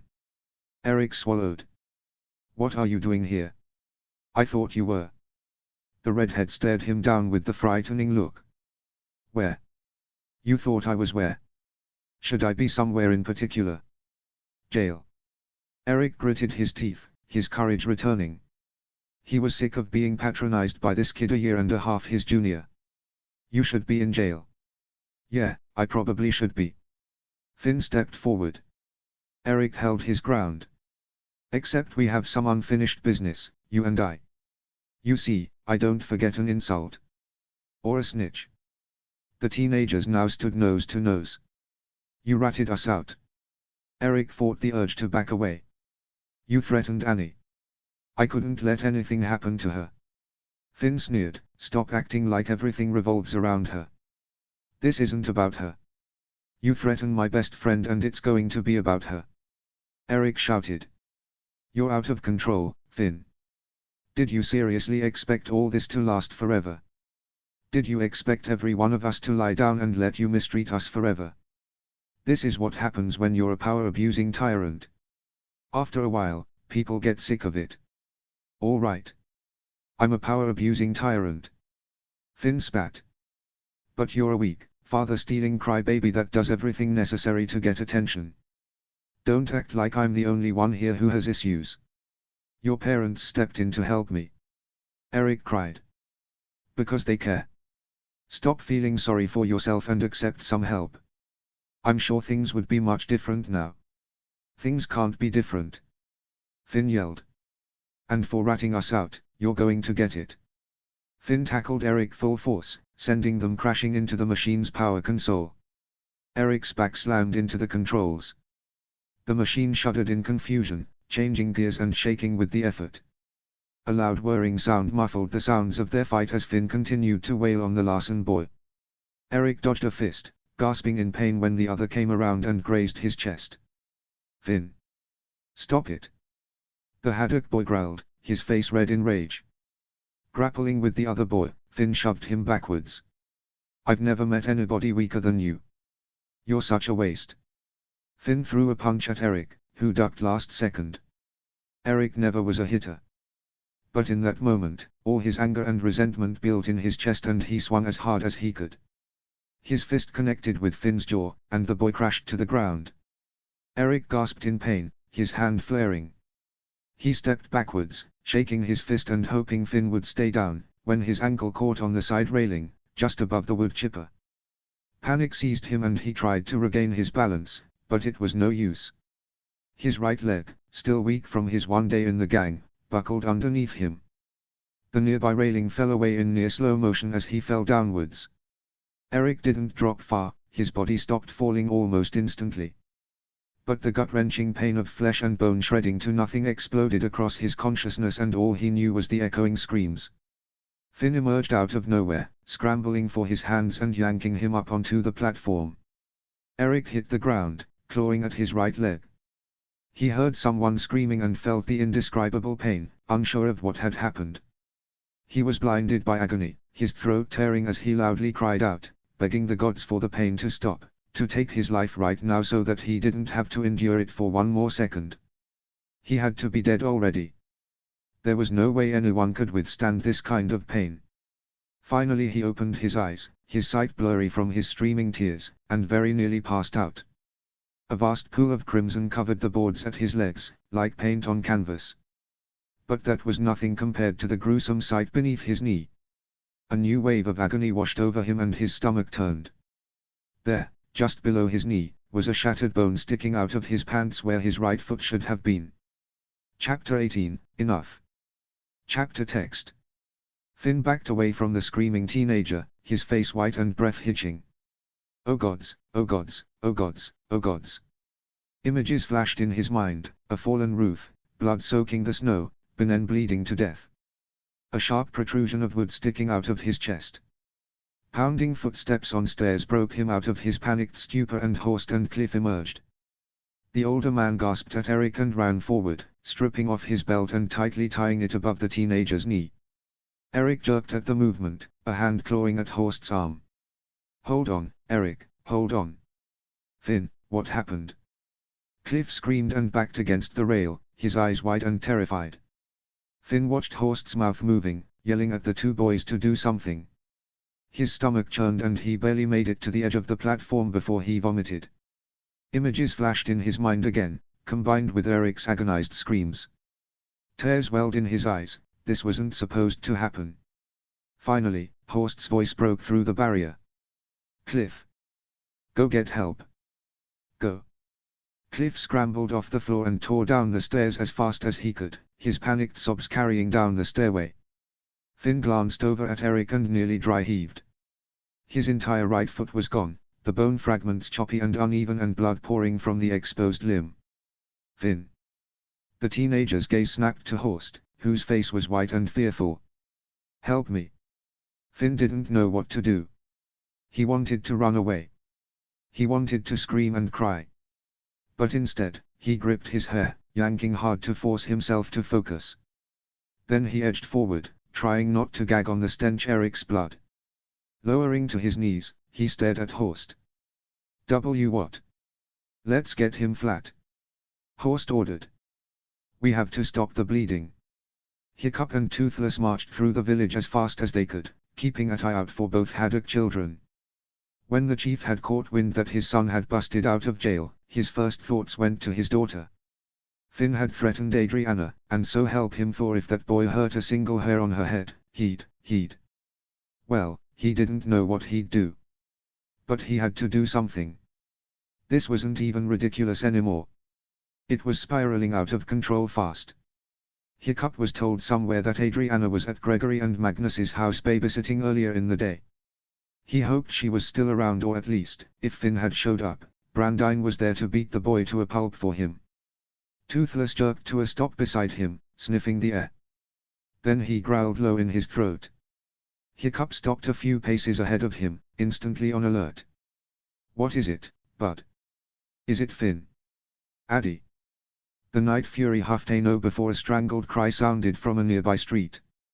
Cliff's medley tore around a corner, nearly blowing over an old woman and her granddaughter. The teenager caught sight of him and sprinted over to him.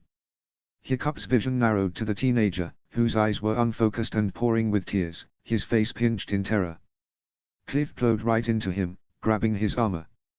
CH Chief, N need help, we G got a GG go, H he needs help. CLI Cliff. Hiccup held him tight by the face, forcing him to look into his eyes. Cliff's eyes focused on his and he forcefully asked, what happened? Tears poured from the teenager's eyes and he choked, it's Eric. At the mill. Hiccup didn't listen for more. He released the boy, jumped into Toothless' saddle and took off. Cliff sank to the ground, right there in the middle of the street, covering his face to stem the images blocking his vision. He almost didn't hear the footsteps, but the gentle hands on his shoulders made him look up. Adriana knelt in front of him, her face pinched with worry.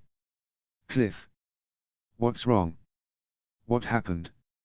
Cliff made a strangled noise in the back of his throat as she looked up, watching her father shout orders to get to the mill and find Mara now, before he disappeared. Brandine stepped up beside Adriana, worry creased on his handsome face. Sounds like an accident at the mill. Cliff. Adriana pulled up his face to meet hers. What happened? Who's hurt? Cliff shook in her grip, his tears dripping on her hands. He shook his head and nearly sobbed again. That's when she realized who'd been injured. Eric. Adriana whispered. Her hands fell away from Cliff and suddenly she was running. She heard Cliff and Brandine yell after her to stop, to stay, but she couldn't. Villagers' faces blurred as she ran harder than she'd ever run before. She knew something terrible had happened. She couldn't be clueless or missing for another catastrophe, not when she could do something to help. She didn't know what she'd find or what kind of accident would make a sweet boy like Cliff cry like a child, but she knew she had to be there. Eric was depending on her. She wouldn't fail him again. Hiccup heard the screaming before they even got close. Toothless swooped toward the mill at top speeds. Hiccup wasn't sure if his dragon was using his senses of hearing or smell over the others. Anybody who screamed like that must be in a lot of pain, and the fact that Cliff had said Eric's name with such terror had set Hiccup's nerves on edge. What had happened? Toothless beat his wings painfully hard to slow before landing on the edge of the drill platform. Hiccup's vision tunneled. Eric lay prostrate on the floorboards in a circle of blood, wailing with tears pouring out his eyes. Horst desperately tried to stop the bleeding from whatever the wound was, but Finn was blocking the view. Both were shirtless with spatters of blood on their chests. Hiccup felt himself running. He skidded to his knees beside Finn, who was white as a sheet and stared up at him with terror. The chief felt the blood drain from his own face at the sight of Eric's right foot completely destroyed, now a mangled lump of bone and muscle and blood. The chief's stomach turned, but he turned to Eric. No. No, no, no, gods, no. He muttered, moving to Eric's leg. He noticed the belt strapped below Eric's knee as tightly as it could go. A sopping heap of bloody shirts sat nearby. Hiccup instantly began unbuckling his leather vest, throwing the garment away before tearing off his own shirt. Horst, what happened? Horst shook beside him, holding Eric's head in hands. I don't know, I wasn't. Finn. Hiccup interrupted, wrapping the thick shirt around Eric's leg. The teenager howled, arching his back and scrambling his arms against the floor to get away. Don't move. Eric, don't move. Hold him still. Finn leaned forward, using his body weight against Eric's arms to hold them down. Horst pressed on the boy's shoulders. Stop. Eric screamed. Get off me. I can't. Finn cried, his eyes squeezed tightly shut. Hiccup's arms shook as the shirt soaked up the copious amounts of blood in seconds. Come on, Hiccup gasped, hurriedly untying his own belt. He tied the second belt lower on Eric's leg. He cried out in pain once again, blood pouring out the wound onto Hiccup's chest as he tightened both belts. Stop, Hiccup, stop it, Eric pleaded through a fresh wave of tears. Hiccup heard the echo of footsteps on the stairs behind them. I can't, buddy. You need to calm down, breathe. Horst's eyes went wider, if that was even possible, just as the footsteps died behind him. Hiccup. Hiccup turned. Adriana stood at the edge of the stairs, her eyes wide in shock and terror. Addie. What happened? Adriana asked in a shrill voice, stepping forward. No. Hiccup shouted. Stay back, sweetie. Adriana halted in place as Brandine emerged at the top of the stairs, his face blanching. Oh gods. Brandine, get us a stretcher. Now. Brandine bolted down the stairs, leaving Adriana at the top. She held a hand over her mouth, green eyes still wide in terror. Hiccup refocused back on Eric when he whimpered in pain, his head lolling to the side. No no no no no. Horst cried. Eric. Eric. Hiccup crawled up to him. Stay awake, come on. Don't you pass out on me. Dad. Addie, stay be. What do you want me to do? Adriana asked as calmly as she could. Hiccup looked up at her. She looked petrified, doing her absolute best to swallow her fear. But she would not be deterred, her face full of strength and stubbornness. She wouldn't leave. She wanted to help. She refused to leave her best friend. Not like this. The hooligan chief wiped the sweat off his face. He looked at Finn, who sat pulling at his hair, trembling. His blue eyes darted to the drill machine close by, and Hiccup noted that the chipping setting was turned on. A fire of rage sparked in his chest, knowing that somehow, his son had caused this. Hiccup closed his eyes and counted to 3. He couldn't deal with Finn right now. Eric had minutes. He had to focus. 1. 2. 3. Hiccup opened his eyes.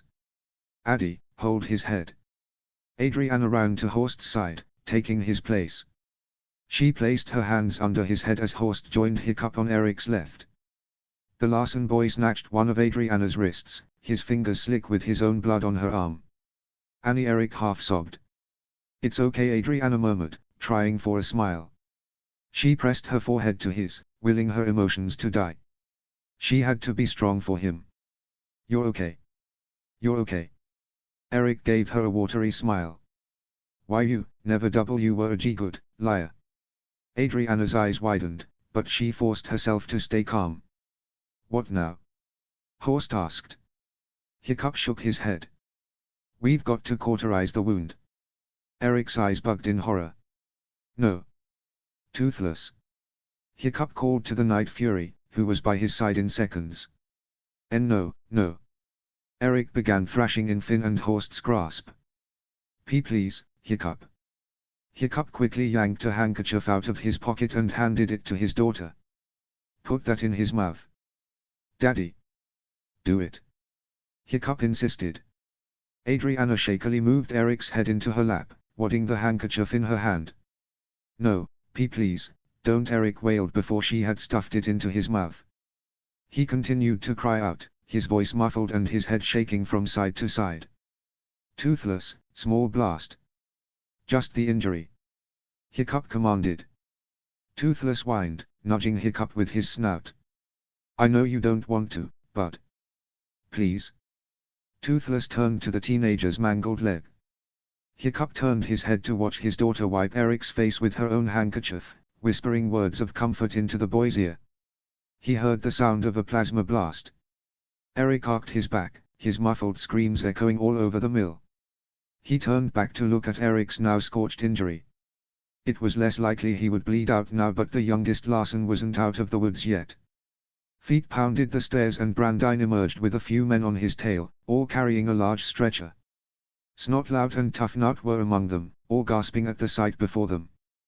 But it was the last man to reach the top who shoved them aside, running to his little brother. Eric!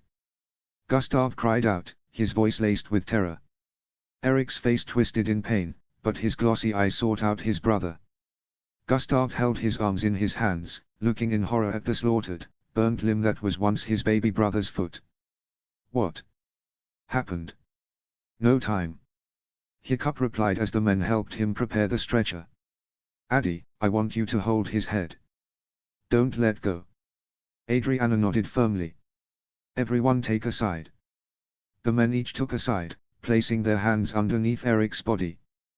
The teenager shivered, his face paling by the second. Hiccup made to stand but slipped in the pool of blood, his own stump shuddering in pain from the fall. He fixed his position and instructed, all right, we lift in 3. Breathe, Eric. 1, 2, 3. Eric cried out in agony when he was lifted and transported to the stretcher. Adriana caressed his head as gently as she could, wishing she could alleviate his pain. Brandine knelt at her shoulder as her father and the other men strapped Eric in, careful of his leg. She nearly missed her father's instructions to carry him as quickly and carefully as possible. Wouldn't it be faster to fly him? Brandine asked, his skin clammy. Not when he's lost so much blood. Hiccup replied, preparing with the others to lift aside. He has to keep breathing. Adriana, keep him awake. Don't let him pass out. Another 3 count and Eric was lifted into the air. The men carefully turned toward the stairs, careful not to slip in the ocean of blood pooling at their feet. Adriana noticed Finn still sitting in the midst of the red pool, unmoving and unblinking. For a short moment, she wondered why he was even here, before they reached the stairs and she put her focus back on Eric. Every step was agony. She'd never seen anybody, let alone her best friend, go through so much pain. She wondered if this was what her father had gone through. Had he gone through so much agony? Had this exact scenario taken place, one way or another at Helheim's Gate? Eric whimpered every couple of steps. Adriana removed the handkerchief from his mouth and tossed it aside, dabbing his face with her own. A normal walk from mill to village wouldn't be any big deal, but with Eric's life hanging in the balance, every step grated on her nerves. Toothless walked beside her, crooning sadly at the Larson boy in the stretcher. The men walked as quickly as they could, but Adriana could practically see the life draining from his face. Eric's usually lively teal eyes were dim and unfocused, darting to various things above them. His breath came out in sporadic gasps and exhales, his skin accumulated a thin sheen of sweat. The haddock girl wiped his face again, gasping out loud when her fingers felt his chilled skin. Hiccup glanced at her from over his shoulder. What? He's cold. Is he awake? For now. Adriana's blood boiled, cursing her pessimistic side. Yes. Faster. Hiccup urged the men. Only Eric whispered haltingly. Sure, don't talk. Adriana touched the sides of his face gently. Vaguely she wondered if he could even see her. We're almost there. You're going to be okay, I promise. Please let him be okay. They reached the village. Thankfully Mara's home wasn't far off. She didn't realize a crowd had formed until Hiccup shouted, back up. Everybody back up. Adriana ignored the people, wiping Eric's face again. The stretcher jolted to one side suddenly, and Eric yelped in agony. Sorry. Brandine winced at the front. There's a big rock in the road. Adriana glared at the large rock as she passed it, wishing she could disintegrate it at will. Eric trembled in the stretcher, his hands clenching and unclenching at his sides. We're almost there, Eric. Hold on. Mara was already running toward them when they turned the corner. She sprinted up to them, shouting orders for the men to move faster. Time is of the essence, men, let's move. She surveyed the damage as the men picked up the pace. Fish legs ran up, taking Hiccup's place at the stretcher. Hiccup stepped back with Mara to join his daughter, surveying Eric's condition. "Eric, can you hear me?" Mara asked. "Mmmphhhhh." Eric murmured, shaking his head. "Good. Do we know what happened?" Hiccup stopped mid-step, turning to look around. The drill was all he said before he was marching away. Adriana didn't want to leave Eric, but stopped as well. Where was he going? And that's when she saw her brother cowering before their father as he marched up to his son, both shirtless and covered in blood head to toe. "Dad, I didn't." Hiccup shoved his son until his back hit the wall of a house with a loud pound. "What, Finn?" Finn had never looked more terrified, his eyes and face openly remorseful. "It was an ACC." "No." Hiccup's voice echoed through the streets. "Haven't you done enough?" Finn's face pinched as he bit his lip. "Dad, please. Eric might die, Finn. At the very least, he might never walk again." Hiccup roared. "Have you had enough adrenaline yet? Gotten all the attention you've been searching for?" Finn shook his head frantically. "I don't want it," he whispered. "Dad, I never meant." "Stop." Hiccup held up a bloodied hand, pointing in his son's face. "I don't want to hear it. Get out of my sight and don't you come near that healers." Hiccup turned and marched away, back toward Adriana and the healers. Adriana watched her brother slide to the ground, his face reddening in shame and tears. Anger boiled in her chest as Gobber walked up to the boy, but before Gobber could say a word, Finn scrambled out of the dirt and tore around the corner. "Addy." The girl blinked up at her father, who was looking at her in concern. "I'll kill him." "Addy. He did this." "Addy." Hiccup reinforced. "Finn is not the issue right now. Can I trust you to hold Eric's hand or do you want to wait outside?" "Wait." Brandine trotted up. "You're letting her go in there? Is that a problem?" Hiccup bit out, "Patience gone." Brandine stepped back. "Well. I don't think it great for her to see all that blood." "Wouldn't be the first time." Adriana countered. "And I've already seen it." "Yes, I'll stand with him." "Okay." Hiccup's eyes widened suddenly and he lunged toward the crowd, intercepting a woman trying to sprint into the healers. Magnus screamed indignantly. "Eric." "Hiccup, let me go." "No, Magnus, I can't let you go inside." Hiccup hauled her toward the crowd, people stepping back to avoid her flailing arms and legs. Her fist landed on Hiccup's bare shoulder but he ignored the pain. "Magnus, I can't. He's my brother." Magnus sobbed hysterically. "What happened to my brother? I can't lose him too." Gregory pushed through the crowd, pulling her out of Hiccup's hold. When he was sure she wouldn't make a run for the door, Hiccup stepped back. Gregory's face was pinched in worry as his wife sobbed into his chest. "Hiccup." Hiccup felt heat rise to his face as the situation dawned on him. Eric's blood coating his body, thick and sticky against his flesh, all the eyes on him at that moment. It sent memories cascading through his mind that he wished would stay down. He felt a wave of hysteria in that moment that he tried to force down. "Chief?" Gregory asked. Hiccup's arms shook as he tried to find his voice. "It's his leg." Gregory glanced at the building.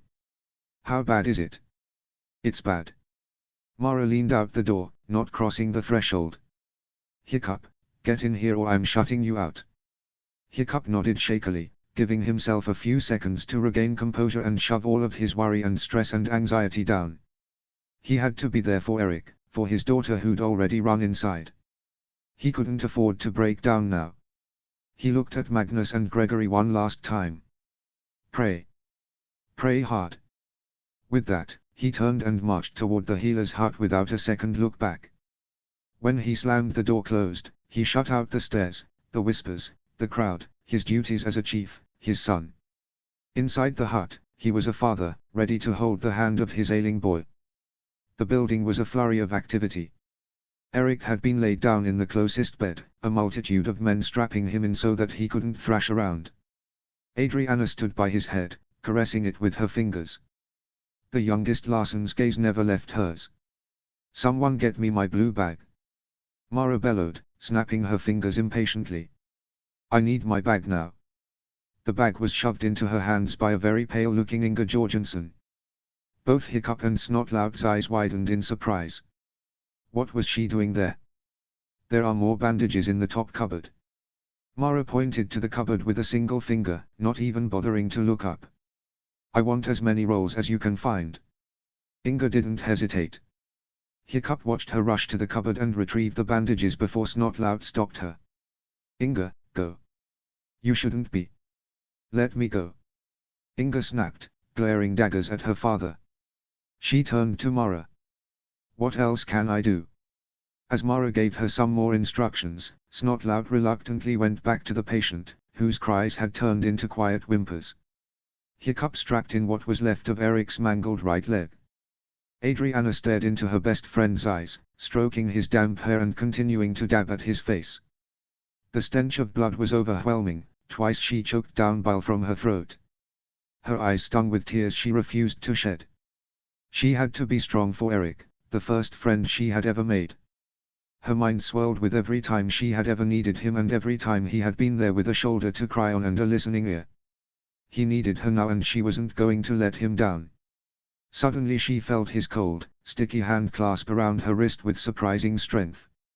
"Annie," Eric whispered firmly, as if it was the most important word in the world.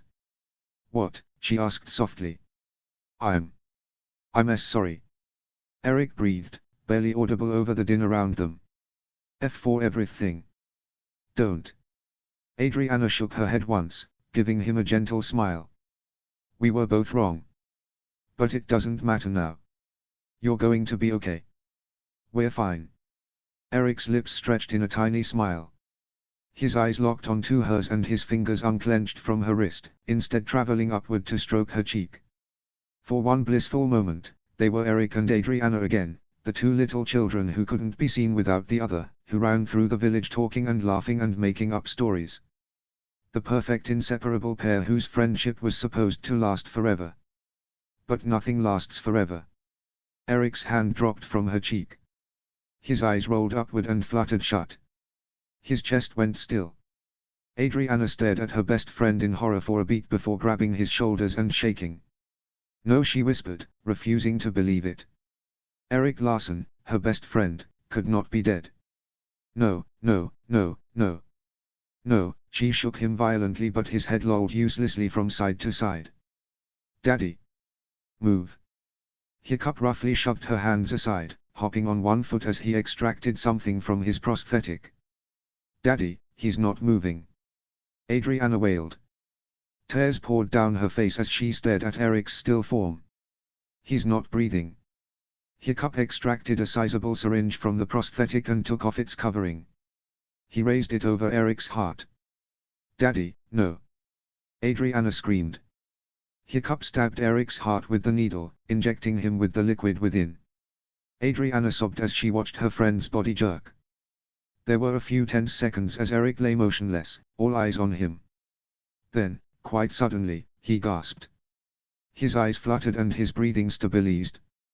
Adriana stepped forward and stroked his hair, her hands shaking so hard she could hardly control them.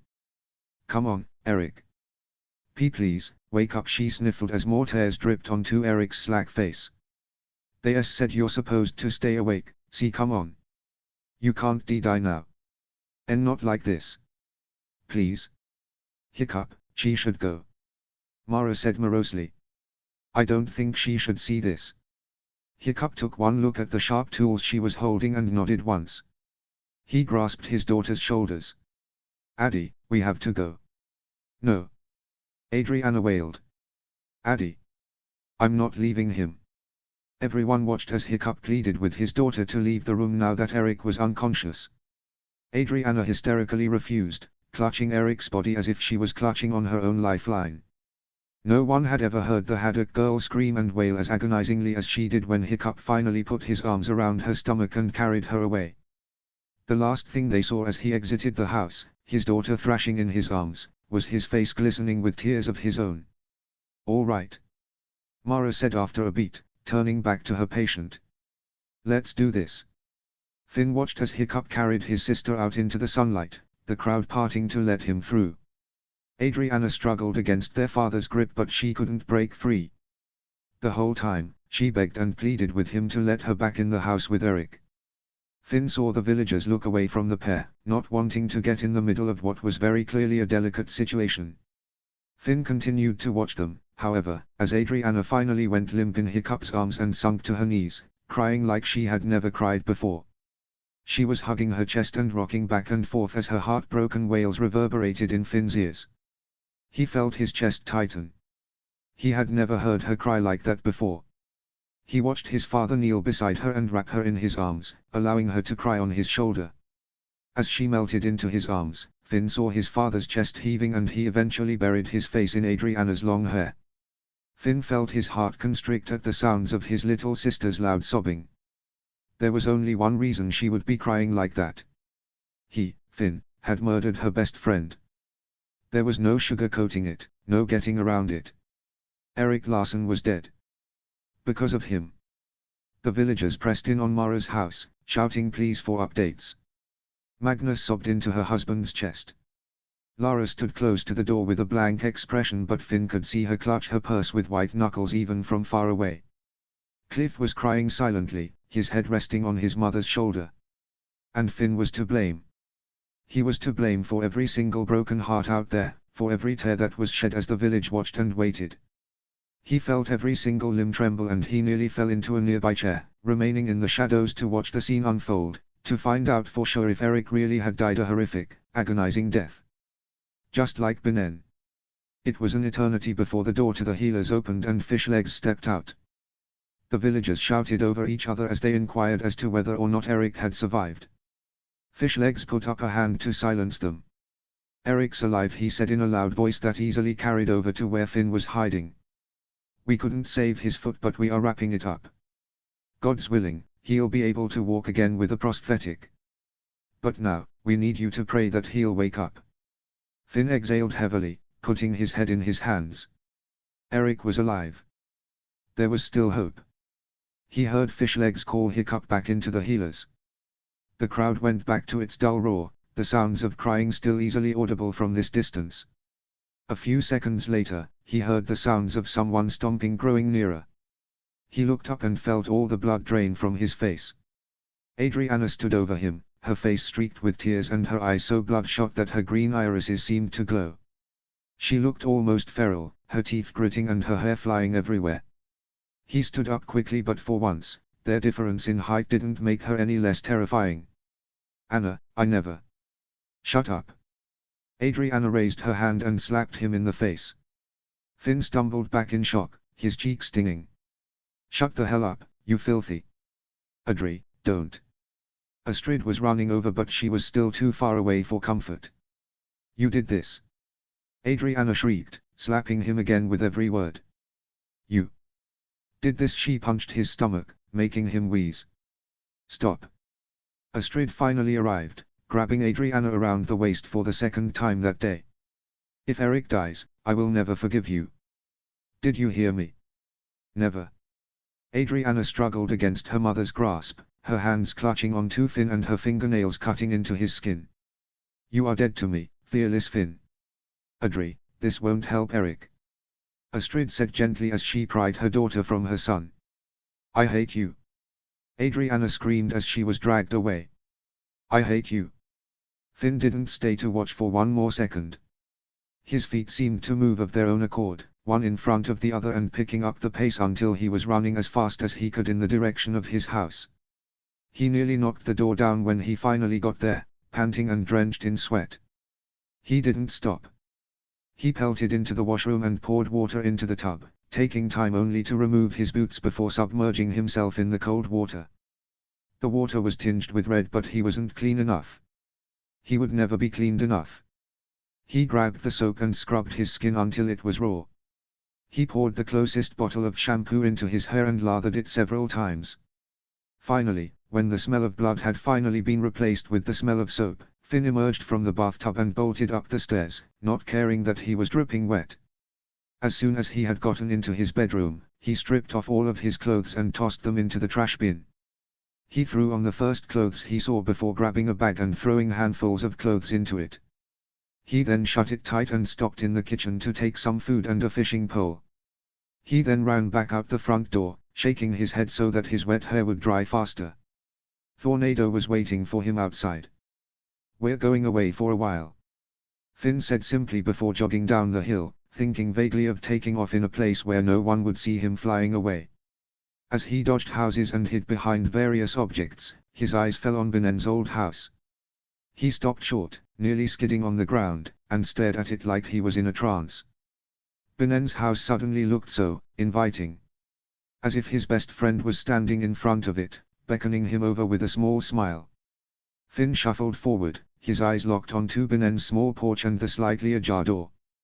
His heart thumped when he finally pushed it open and caught sight of the interior of the house for the first time since his friend had died. The house looked no different. Little clay sculptures Finn had made himself littered the dust-covered shelves. The geode he had found lay in a place of honor in the middle of the shelf over the fireplace. There were wood carvings that he and Astrid had made in prominent places. The walls were full of pictures Hiccup had painted and Adriana had drawn, faded now but still cheerful and colorful. Benen had done his best to proudly display everything his family had made for him as a visual reminder of his second chance at life. His love for them permeated the empty house even years after he was gone. Finn dropped his bag and fell to his knees in the middle of the room. His eyes stung with tears as he hugged his chest and put his head down, as if he was praying. He desperately wanted Benen to walk out of his bedroom or washroom to greet him, ask if he wanted some tea, talk about something he was thinking about. He wanted to hear Benen laugh openly, so thankful to be free that he didn't care if others heard. And, more than anything, so much that he felt like his heart would burst at the thought, he wanted Benen to point to him and utter the word that had begun their friendship in the first place, Fortis. But Benen was gone. And no amount of wishing and pining and pleading with the gods would ever bring him back. Nothing would fill that hole in Finn's heart, that gaping, bleeding crater that he had tried so hard to ignore. The truth was that it hurt. Every second of every day, Finn ached for his friend, for the unconditional love he had grown accustomed to receiving. And then it hit him. "Finn, if you remember nothing else, remember this: I love you. I will always love you, no matter what you say and how much you hate me. Because love isn't an emotion, it's a choice, a promise. A promise I made before you were born and a promise I make again every single day." Before this had happened, before Finn had as good as murdered Eric, he had had that unconditional love he had craved. He'd had it since months before he was even born. But he had wasted it. He'd refused to believe it was there, that it was genuine. And now it was surely gone. Now he had crossed the line. There was no going back anymore. With a choked swallow, Finn reached into his shirt and pulled out the last gift Benen had ever given him. The wooden necklace with the word Fortis scrolled into the center. He wasn't strong. He was a proud, angry, petulant little boy who had abused his way into power. That was about as weak and worthless as he could become. His eyes thick with tears, he yanked the necklace off his neck. The leather cord snapped, the sound popping in the quiet of the house. He dropped the item, his most treasured possession, on the floor and stared down at it. He didn't deserve it. He didn't deserve anything. He especially hadn't deserved Benen. He jerked when the door opened behind him. He didn't know how long he'd knelt there, whether it was minutes or hours that he had stared blankly at the necklace on the ground. He didn't look up when he heard footsteps slowly approach him. Finn, his mother's voice permeated the small room. "I thought I'd find you here." The boy looked up into the blue eyes he had inherited. Astrid stood tall, far above his head, but she didn't leer at him. "If you're going to shout, shout," Finn said in a choked voice, shoving emotion down as best he could. "What?" asked Astrid, sounding confused. "Yell at me," Finn reiterated. "I was foolish. I nearly killed an innocent kid and I don't deserve any forgiveness." The boy braced himself against her harsh words, but they didn't come. Astrid continued to stare down at him, her expression unreadable. "Why are you just standing there? Yell at me. Let me have it." Astrid crouched down to his level and looked directly into his eyes. "What would yelling fix?" I deserve it. Dad and Anna yelled at me, so why aren't you? Finn felt his voice break on the last word, his heart pounding and chest heaving with the effort to hold back his emotions. Finn Astrid gently placed her hands on his shoulders. Yelling won't fix anything. It won't solve problems. It won't save Eric. It won't bring Benin back. Finn looked away, shoulders right under her hands. Just leave me, why are you even trying anymore? Because I love you. And no matter what you do, you're still my little boy. I won't leave you. Tears flooded his eyes, his breath hitching in his throat. I can't do this anymore, he whispered, voice cracking. Then don't. Astrid murmured, scorching closer till he felt her sit beside him. Let it go. Finn let out a sob and felt his mother place an arm around his shoulders. He leaned into her gentle touch, his whole body heaving with sobs he had held back for too long. He felt her stroke his hair, running her fingers through the strands as she had done when he was a tiny child with a skinned knee. It seemed impossible that his mother could forgive him so easily, not after everything he had done. He had gone against every lesson she'd ever instilled in him. But instead of being angry, she continued to love him just as she'd always done. Finn felt a rush of appreciation for her, of thankfulness to have the amazing mother that he had. But despite that love, he'd nearly killed Eric. He could still die from blood loss or infection. Eric's life was nearly lost because of him. His insides turned to ice, wishing he could turn back time. Why hadn't he listened while he had the chance?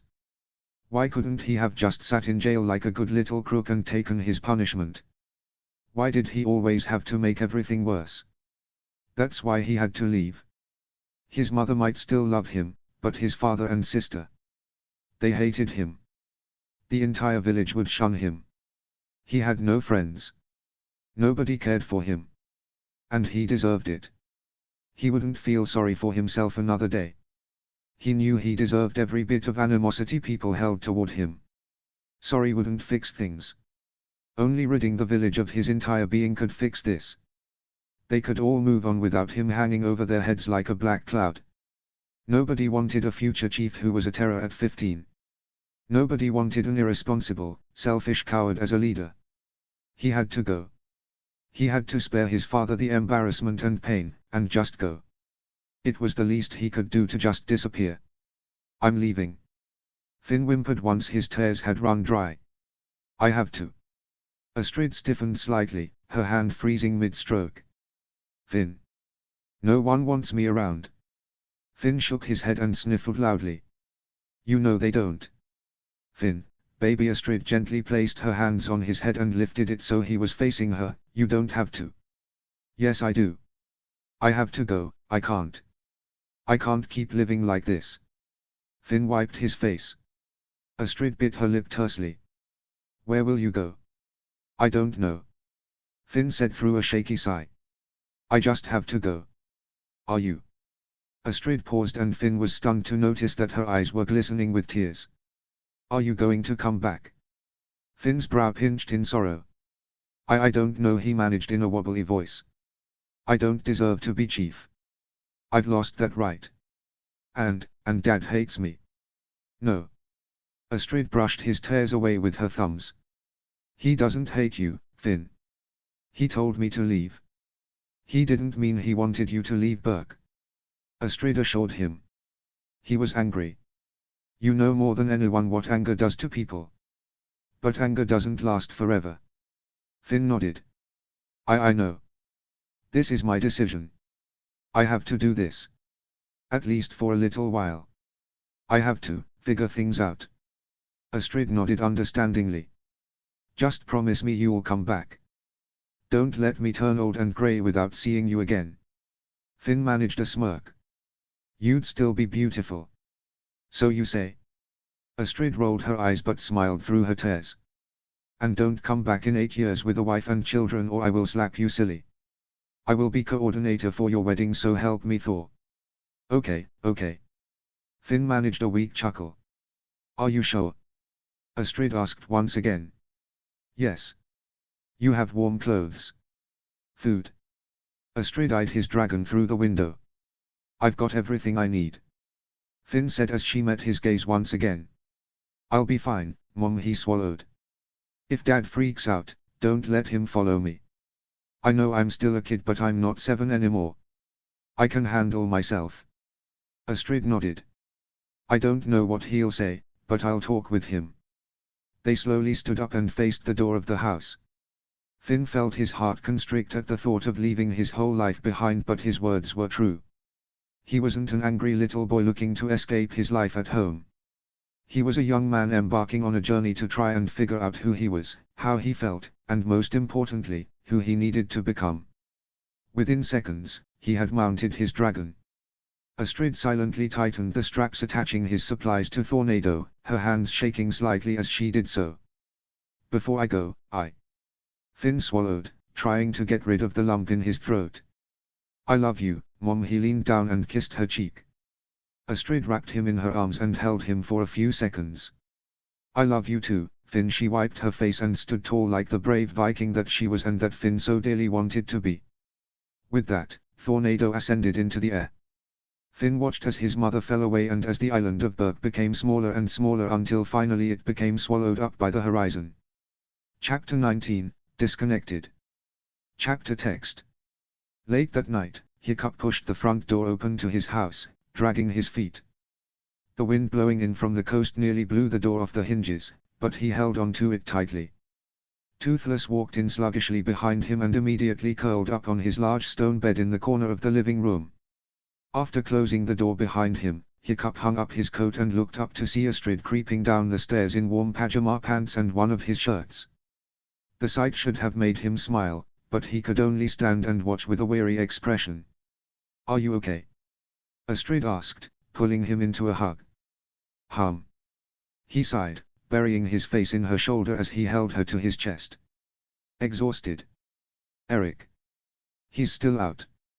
Mara's going to keep an eye on him tonight. Hopefully he'll wake up soon. Astrid nodded against his chest. I tried to wash your vest. I'm not sure if I can get it back to its former glory. Hiccup shrugged. It's just a vest. The conversation was light, but the tension was high. They both avoided the topic that seemed to fill their minds. But they couldn't avoid it forever. No matter how tired he was, he had to face the problems ahead. It couldn't wait. Finally, the chief sighed. Where are the kids? Astrid stepped back, brushing her bangs out of her face. Adri's upstairs. I don't know if she's still awake. And Finn? His wife remained silent, staring at the floor with unblinking eyes. Hiccup frowned. Astrid. Astrid straightened her shoulders, donning a firm expression. Hiccup didn't know what that meant. She was good at hiding nervous expressions, but he knew by the wringing of her hands that whatever she was about to say couldn't bode well. He's gone. Hiccup blinked, sure he'd heard wrong. The words played over in his mind again and again, but he couldn't seem to understand. He rubbed his eyes tiredly and tried again. What? Astrid swallowed. Hiccup, he left on Tornado after the operation. His world tipped upside down. Gone. A world without Finn. Hiccup backed up a few steps. No. Astrid stepped after him, her hands held out in a placating gesture. Hiccup, I know this isn't what you expected, but he needs this. Where did he go? Hiccup demanded, suddenly very much alert. Toothless sat up from his bed. Did he say? No. Hiccup, stop. Astrid pushed the door closed when he opened it a crack. This was his choice. There's a storm coming, Astrid. I wouldn't let anyone fly through that, but our son. Why would you let him go? Hiccup asked, his eyes wide. How could you do that? He'll find somewhere to land, he's smart. Hiccup, he needs to figure things out. He needs to step away and you need the what? Hiccup cut her off, desperation lacing his voice. The stress of not knowing where my son is. The anxiety of knowing that anything could happen to him out there and we'd never know. Astrid exhaled slowly. Hiccup. Finn is confused about a lot of things right now. He's angry at himself and he's remorseful at everything he's done. Truly, he is. But he felt it best that he take a step back for a time. He didn't want you to worry about him while Eric is in trouble. Hiccup clapped his hands over his face, shaking his head. I told him to leave. He whimpered, voice laced in anguish. I didn't want him to leave Burke. Hiccup. Astrid stepped forward. No, no. Hiccup walked away, pulling on his hair. Astrid followed, trying to grab his arm as he gradually sounded more frantic. I was angry with him, no, I was furious, and I told him to go away, but I didn't want him to leave. Hiccup. Astrid stopped him. She tried to pry his hands from his face. This isn't your fault. He made his choice. And I think it's good for him. He needs to decide for himself who he is and what he wants. Hiccup sat down on the couch wearily. Don't you remember what happened to him last time he left? Astrid stared at him morosely. Of course, I do, she replied as she took a seat beside him. But he's not a little boy anymore. He's smart, he's strong. He has Tornado. He's lost and alone, Astrid. Hiccup whimpered, trying to withhold the emotion threatening to spill over. He doesn't need to go gallivanting across the archipelago to prove anything because he'll just remember how alone he is. What if he never comes back? What would we do? Hiccup, you have to trust that he'll come back. Astrid held his face. He needs to be home now. Hiccup cried, tears flowing down his face now. I couldn't handle it if we lost him, Astrid. I cannot handle the thought of losing both of my boys in one day. Astrid pulled him into a tight hug, pushing her husband's face into her shoulder. You won't. Both of them are going to be okay. Hiccup's shoulders shook in her arms. She kissed his cheek tenderly. The day had been a long one, he hadn't slept well the night before, and today had been a never-ending flurry of stressful, hair-raising activity. Her poor husband had officially reached his limit as to what he could handle. She hadn't known what his response would be as to Finn's absence, but she suspected it might be this. She held her husband for a long while until he gradually began to relax and his tears subsided. Exhaustion crept on both of them and she finally pressed her mouth to his ear gently. You need to sleep. Hiccup sniffed as he sat up, wiping his face. I don't know if I can. You need to. I'll make us some chamomile and we'll go to bed. Astrid kissed his forehead before she stood and walked to the kitchen. Hiccup sighed, heading to the stairs. I'm going to change and check on Addie. Okay. The Haddock patriarch marched up the stairs and walked into the master bedroom. Pulling a change of comfortable night clothes out of his drawer, he sat at the edge of their bed and stared at the floor in the dark. Images flashed in his mind, memories of a bloody duel, a tragic accident at a barn, and now an innocent boy caught up in the aftermath of a gang his own son had started, now lying in a bed fighting fevers and blood loss and infection. And now, Finn was gone, alone in the dark and cold with only his dragon for company. Hiccup pressed the flats of his hands into his eyes until his vision went fuzzy, trying to stem the images. He prayed fervently his son would be all right, that Tornado would take care of his boy. His little man was so lost and so confused that he'd spiraled out of control. Hiccup never thought that he might go to Eric for revenge, since he had told him about the gang and Finn's involvement. But when he found Finn at the scene and had time to think things over after the fact, he was furious for himself for not thinking to find Eric. He didn't regret searching for his daughter at all because Cliff had found him en route. But his soul ached for the youngest Larson, a boy who'd become as close as a son to him over the years. He'd promised Olaf to protect his little boy. He never would have thought that his own son would be the one to test that. Footsteps broke the silence and Astrid brushed past him. He heard the sound of 2 mugs being set down on the bedside table. The bed shifted as his wife folded her legs beside him, wrapping her arms around his waist. He's going to be fine. Hiccup rubbed his face and exhaled. How can you be sure? Because he's our son, he has Haddock and Horferson blood in his veins. He's been trained for survival and fighting by me and Gobber for the last 2 years. Astrid replied. And he has Tornado with him, a veteran dragon who had a chieftain of his own as a rider. I have faith that he'll come home. Hiccup sighed, I hope you're right. I want him to come home. He will. Hiccup kissed her temple before standing and quickly changing clothes, throwing the very dirty items in their hamper. I'll check on Addie and I'll be back. Okay. Hiccup quietly walked down the hall and tapped his knuckles against her door. Addie. Cracking the door open, he poked his head in. Adriana was laid out on her bed, facing the opposite wall. Books and laundry were strewn around the room in various locations. Hiccup tiptoed forward and smiled gingerly at his daughter. Her lips were slightly parted as she slept, eyelashes gently resting against pale cheeks. Her eyes were puffy and the remains of dried tears streaked down her face. She'd changed into comfortable pajamas but hadn't taken off her shoes for some odd reason.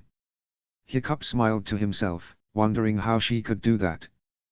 Carefully he pulled off her boots and laid a blanket over her. The movements and gentle breeze caused her to stir, but she hummed in her sleep, cuddled the blanket and curled up into a ball. Hiccup breathed a short laugh and kissed her temple. "Good night, baby." After blowing out the candle at her bedside, Hiccup gently closed the door behind him and rejoined his wife in their bedroom. He vaguely thought to himself that he should drink the tea his wife had made, but before he knew it, he dropped face first into his pillow. He barely registered Astrid's muffled laugh as she drew the covers over him, but his consciousness was slipping. The last thing he thought was the sickening realization that his only son was out there somewhere, alone in the dark and cold with nothing but guilt as his companion. Under normal circumstances, a late-night flight through a torrential storm would have been cool. But not today. Finn usually liked to go out with a bang, but this wasn't exactly what he had in mind. Thunder boomed overhead as torrents of rain drenched him and as his dragon while they flew. The fierce winds and jarring claps of thunder forced him to lie flat on his belly in the saddle so he wouldn't become more disoriented and slip off. Thornado dodged and ducked and weaved through the storm clouds, but Finn could tell his poor friend was tiring quickly. "Thornado!" Finn yelled over the noise. "We've got to land." He wasn't sure if his dragon heard, but he too seemed eager to get back to the ground. Thornado instantly dove, forcing Finn to grip the saddle reins tighter lest he slip off. He wouldn't want to get lost at sea after an untimely demise of getting a face full of ocean due to falling off his saddle. He didn't have high hopes for his future at the moment, but he didn't want to die either.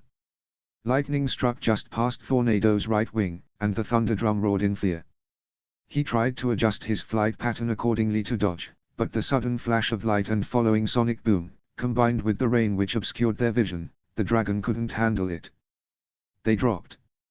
Finn yelped in shock, grappling the reins as his stomach jumped into his throat. Thornado roared angrily, flapping frantically to regain altitude, but they were falling fast. They emerged out of the clouds at breakneck speed, the ocean looming below. Finn was both thankful and annoyed that the rain dissipated beneath the clouds. He could see the danger coming, but it was both a pro and a con. If he was going to die, he'd rather not see it coming. If he wasn't the son of the two best dragon riders in the entirety of the archipelago, he might not have survived. But Finn yanked himself back into the saddle, pulled back on the reins as hard as he could and yelled, "Up, up, up." Thornado roared at the ocean defiantly, spreading his wings until finally, they caught air. The duo shot across the water at breakneck speeds, water flying up around them in both directions. Finn gulped in the air, willing his blood pressure to regulate. He vaguely remembered his father and Toothless had shown them a trick like that before, back when they were a family and everything was all right. "We gotta find land," Thornado Finn said, looking at the storm clouds still raging overhead. Thornado huffed in agreement, his breathing rapid. Finn scratched his dragon's side patiently. "Sorry." He knew his friend was exhausted. They'd been flying for hours without stopping and had passed by any small islands on the way. Plus Thornado was older, Finn being his second rider. Old age in and of itself had to make him tired. Finn's stomach rumbled. He knew his dragon had to be hungry too. Thornado sniffed the air for a few minutes before angling his body to the southwest. The teenager rested his forehead against his dragon's scaly neck and closed his eyes, breathing in the salty air. It seemed like forever, but finally Thornado growled at him. Finn sat up tiredly and blinked at the dot on the horizon. Eventually, an island came into view, complete with a port, village, mead hall and arena. Finn looked down at the darkened village, noting the twinkling torchlights posted throughout the streets. He spotted sentries stationed in varying locations. "Where are we?" Finn murmured. The village looked vaguely familiar, but he couldn't place the name. He was too tired, wet, and hungry to care. Even though the rain was thinning, it left behind a sweet-smelling moisture that clung to his skin and clothes. He desperately wanted to change. Luckily his father had long ago invented a material that was waterproof, so his extra changes of clothes and sleeping bag were dry. He couldn't say the same for his weapons. He hoped his bow and quiver of arrows weren't ruined from the harsh elements, but he supposed this was part of survival. They soared over the village, avoiding guards and watchtowers, choosing to stay in the shadows. Finn directed his dragon to the woods about a mile away from the village. They touched down in an open field that seemed to be deserted aside from a few coyotes that scampered off into the dark. Finn made a note that where there were coyotes, there had to be rabbits, foxes, deer and other delectable delights. At the moment he was simply too tired to hunt, but if he decided to stay here, wherever here was, at least he'd have plenty of food options. For now, he'd just eat whatever he'd grabbed from the house. Ah! Finn moaned once he slid off his dragon. His limbs felt like noodles after riding for so long. He honestly didn't know how his father had done nothing all as a teenager but ride all day, every day. It was taxing. All right, let's take this off. It took about 10 minutes to undo the various leather straps and harnesses, but finally Finn got the saddle off Tornado's back. The dragon promptly flipped onto his back and began scratching his scales into the dirt and grass. Sorry, man.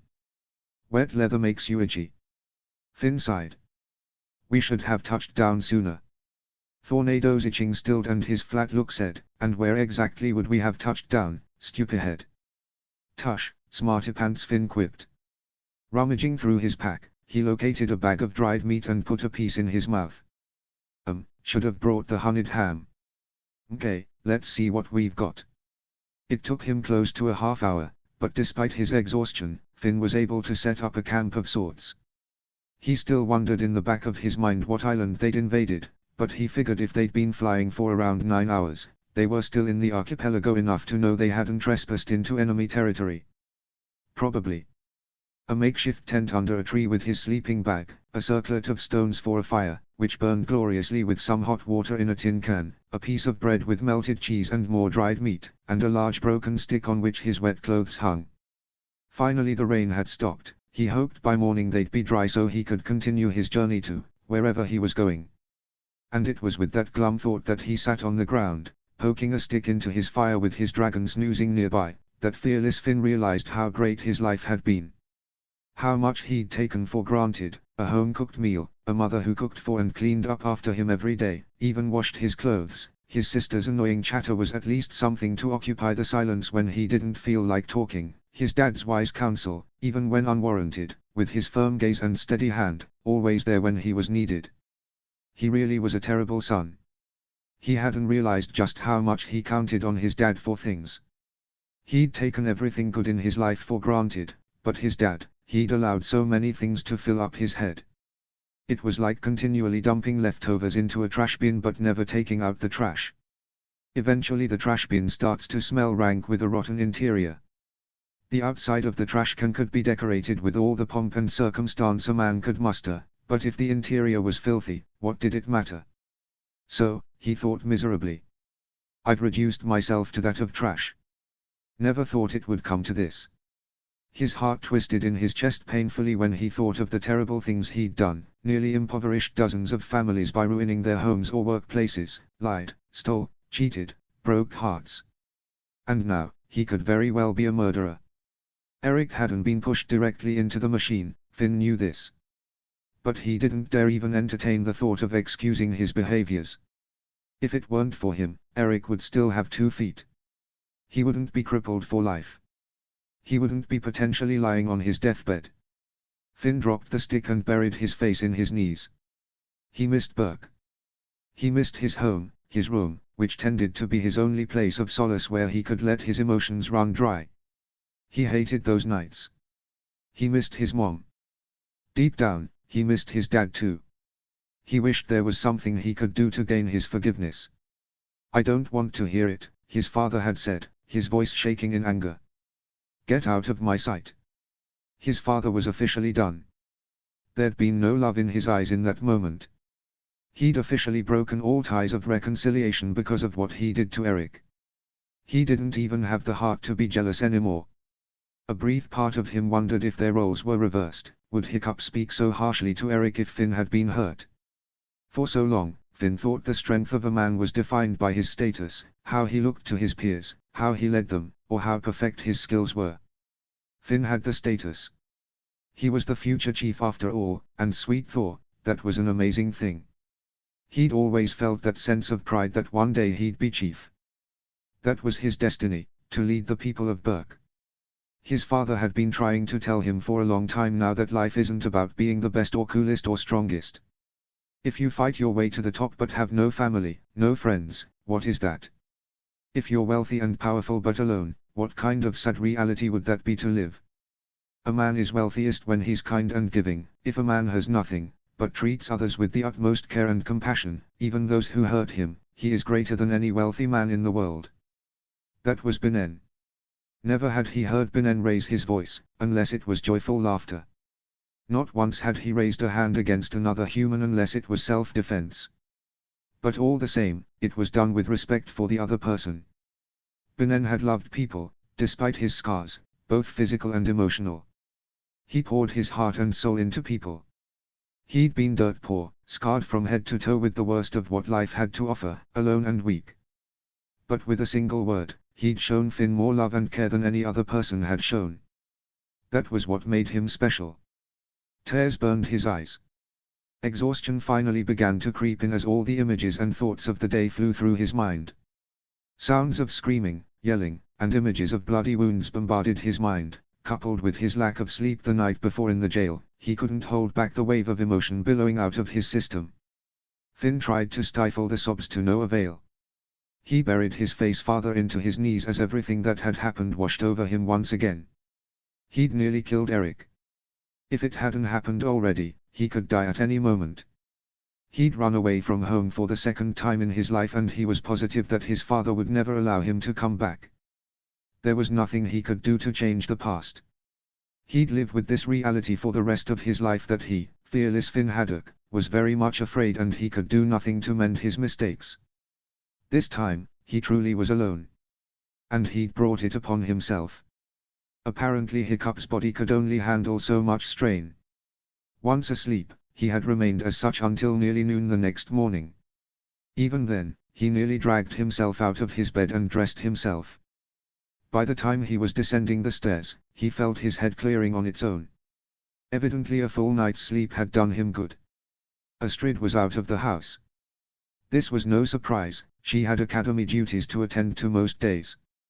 That was where she worked full-time once the twins were old enough to take care of themselves. Hiccup hated that life had to go on in this way. A part of him direly wanted to pack up and search for Finn himself, but he pushed down such thoughts. A chief's duty, as Stoic was fond of saying, is to his people. No one would fault Hiccup for sleeping in, but they certainly might have something to say if he locked himself in the house and refused visitors or flew gods knew how far away to retrieve his errant son. Both those reactions briefly tempted him, but he pushed them down. Toothless had apparently left the house. No surprises there. Hiccup hadn't been expecting him to hang around and wait for his exhausted human to wake up. The hooligan chief decided, as he walked into town, to get some lunch at the Great Hall. Surely his friends would be there. He needed the support. The first thing Hiccup saw when he pushed open the doors of the Great Hall was Brandine. The normally cheerful teenager was stabbing his potatoes with vigor, a scowl on his face. Several teenagers surrounded him, including a few who had been caught with the gang, but he didn't seem to hear a thing anyone said. "Something on your mind?" Hiccup asked him, sitting next to Donna, who made a face and scooted over to give him room. "You could say that." Brandine muttered darkly. "He's upset because he had an argument with Anna this morning." Donna filled Hiccup in, looking thoroughly irritated at his interruption. "Did you?" Hiccup asked with interest. "Well, it's weird, isn't it?" Brandine blurted out. "She went straight to Eric's first thing, didn't even stop to get breakfast. And when I told her to take a break, she yelled at me. Eric was her best friend for years, Brandine." Hiccup gently countered. It's natural that she'd want to make sure he's okay. That doesn't really have anything to do with you. But I'm not even allowed back there. Brandine griped. Family and close friends only. Mara won't let me in. She told me that unless I'm injured myself, I'm not even allowed in the house. No extra contaminants. Hiccup nodded. Don't take it personally. I'll take it as personally as I want when my own girlfriend is more interested in spending time with another guy. Brandine said defensively. Not to sound possessive, but it's weird. I see where you're coming from. Hiccup patiently. But you really shouldn't take this personally. She's always thrown herself a little too much into caring for others. And with their history, of course she's going to want to do everything she can for her friend. Well, she said she's staying there all day whether I like it or not. Brandine stabbed a potato wedge with so much gusto, he nearly cracked the plate in half. Hiccup looked between Brandine and Donna, both of whom seemed to be seething. Donna kept looking up at Brandine and glaring at him as she worked on her soup. What was up with them? It appeared that Adriana wasn't the only person Brandine had argued with that morning. Before he could consider this further, he heard Morgan speak up from her seat next to Brandine. When is Cale going to get out of jail? Hiccup shook his head to attempt to clear up his mind. Another week, I think. And then he's got a lot of hard labor to do. I don't think you two will have a lot of time for each other.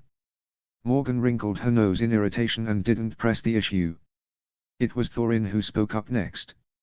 I heard Finn left yesterday, he said, pointing his fork at Hiccup. That true? Hiccup felt his heart constrict, but he nodded. Needed to be alone for a bit, yeah. Oh. Thorin looked disappointed. I thought that was just a stupid rumor. Good riddance. Evan muttered just loud enough for Hiccup to hear. The hooligan chief chose to ignore that comment. Not a rumor. Hiccup confirmed. Just a sabbatical. And you're not going after him? Brandine asked, looking suddenly interested. No. Hiccup told him. This is something he needs to do alone. Although. Brandine, I know you do academy stuff, but did you want to make some more money? I'm pretty sure Gobber could use some help while Finn's away. Brandine brightened considerably. That would be great. Perfect place to work, really, smack dab in the middle of the village. Think people will know my name after a while? I have no doubt. Hiccup forced a smile. I'm going to go talk to Addie. Anything you want me to say? Yeah. I miss her. Brandine said quite seriously. She's been preoccupied ever since Eric moved in. I get that. But it's like, she's changed. I don't know what it is, but I want her to talk to me.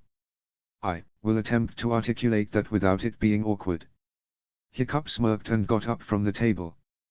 When he had collected some food, he made his way over to Mara's. Lily was sunbathing outside of the house, looking rather lethargic.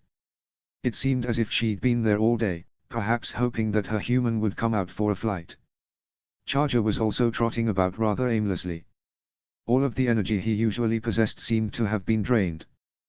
The poor Nada clearly missed his boy. Hiccup stopped to pat his snout. He'll be okay to fly soon, buddy, he said soothingly to the dragon. I know you're scared. I am too. But he'll be okay. Charger nuzzled his hand for a few seconds before turning away to snuggle with Lily. Hiccup knocked on the door. To his surprise, it was Inga who opened it. Are you here to see Eric? She asked in a businesslike tone. Yeah. I am. Hiccup raised an eyebrow. What are you doing here? Helping out. Inga replied shortly, stepping aside to let him in. Mara said I have a clear head in a crisis and that one of her assistants quit last week because of all the strain. I don't blame her. Hiccup nodded. This line of work definitely isn't for everyone. That's what Mara said. Inga agreed. So now it's my job. And your parents are okay with this? Well, my mom's okay with it. My dad. Inga shrugged. He doesn't really have any say in the matter, it's my decision where I want to work. Yeah, I didn't think he'd be too keen on his only daughter in this field. It's hard work. Hiccup washed his hands in the basin near the door. Definitely not something I'd want to do full time. I think you've got enough on your plate. Well, Eric's back here. Inga gestured to a corner of the room where a large, heavy curtain had been hung. He's been a bit feverish as of late. Mara said it's not too serious right now, but Anna has been applying cool cloths since 8 this morning. Hiccup was slightly surprised. 8 was a bit early for Adriana. He thanked Inga and walked up to the curtain. He could hear his daughter's soft voice clearly. After a moment, he realized that she was singing. It was a soothing song, an optimistic one well known to the people of Berk. But it was his daughter's voice that made Hiccup pause. He hadn't heard her sing since she was very young, and he remembered that she'd been pretty good, even as a toddler. But this was different. Her voice was more mature, more steady, more skillful, and more beautiful. Hiccup had no idea she was that good. He could have stood outside the curtain and listened to her all day. Instead, he pushed it aside. The song ceased. "Dad." Adriana turned to look at him, and he was taken aback at how tired she looked. "What are you doing here?" "Checking on you too." Hiccup sat down in a chair next to his daughter, his eyes fixed on Eric. "How's he doing?" "Bit feverish. But he hasn't gotten any worse." Adriana gently wiped the sweat off his face. "Magnus was here last night. And Gustav will be around at 2. Mara said he needs constant care to make sure he's breathing. I'll sign up if there are any shifts available." Hiccup offered. "But I was more interested in making sure you're okay." "I'm fine," Adriana said dismissively. "Doesn't matter." "Yes it does." Hiccup placed his hand on top of her free one. "You're important too. Not as important as him." "Yes you are." Hiccup said so forcefully, Adriana looked at him. He felt his lip quiver slightly. "Finn's gone. Eric's recovering. You." He attempted to swallowing the growing lump in his throat. "You're the only one left." The Haddock girl quickly applied a fresh, cool cloth to Eric's forehead before turning around to face her father. She grasped his hand and squeezed it. "I'm not going anywhere," she assured him soothingly. "I love you, Addie." Hiccup kissed her forehead. "I don't ever want you to forget that. Or think it isn't true, even for a second." "Why so affectionate?" Adriana asked. "Because I don't say it enough." Hiccup brushed a strand of hair behind her ear. "And you deserve to hear it every day." Adriana paused for a long time, apparently bothered by a thought that had popped into her head. Hiccup waited patiently. Finally she spoke up. "Why? Why, what? Why do you love me so much?" she whispered in a trembling voice, apparently nervous about asking. "Why did you keep loving me after I got so mad at you?" Hiccup smiled warmly. "Love is a choice, Addie. Loving someone means always wanting the best for them. Making sacrifices for them. Forgiving them when they make mistakes, and sometimes making difficult choices for their benefit." He tapped her nose with the tip of his finger like he used to do when she was tiny. "And you're special. You're my one and only girl." Adriana smiled. "I love you too, Daddy." Despite his heavy heart, despite how miserable he was, despite the overwhelming difficulties that were yet to come, Hiccup felt a rush of joy to hear those words. Finn came to with birds chirping overhead and sunlight streaming into his tent. He moaned as he rolled onto his side, wincing at the stiffness in his neck and shoulders. He gradually came back to the land of the living when he realized it had to be close to 9 in the morning. He never slept this late. He rolled up his sleeping bag and climbed out of his tent. Thornado grumbled at him from nearby, clearly ready to get a move on. "Sorry," Finn mumbled. His dragon stared at him with beady eyes, clearly annoyed. "What? Fish got your tongue?" Thornado growled lowly before flapping his wings impatiently. "Well, excuse me," Finn grumped. "I didn't mean to sleep this late. What's the rush anyway? We can't go back and we don't exactly have a destination in mind. Unless that's your issue." Thornado huffed and stomped away, disappearing into the bushes. Finn watched him go guiltily, wishing he hadn't been so smart-mouthed. Thornado was the only friend he had left, the only thing tying him to Berk and his past. He couldn't let him leave. Usually he always had a plan, and Thornado was happy to obey as long as they indeed had a plan. No plan, no compliance. That's what he and his father had joked back in the day. Wait. Finn called, stopping to yank on his boots and grab his leather jacket. Since fall was coming, the morning air had a bite to it. Thornado, wait up. Don't leave me here alone. A derisive dragon chortle sounded up ahead, as if to say yeah, because everyone else left you. The teenager sprinted through the trees after his dragon, leaving his camp behind.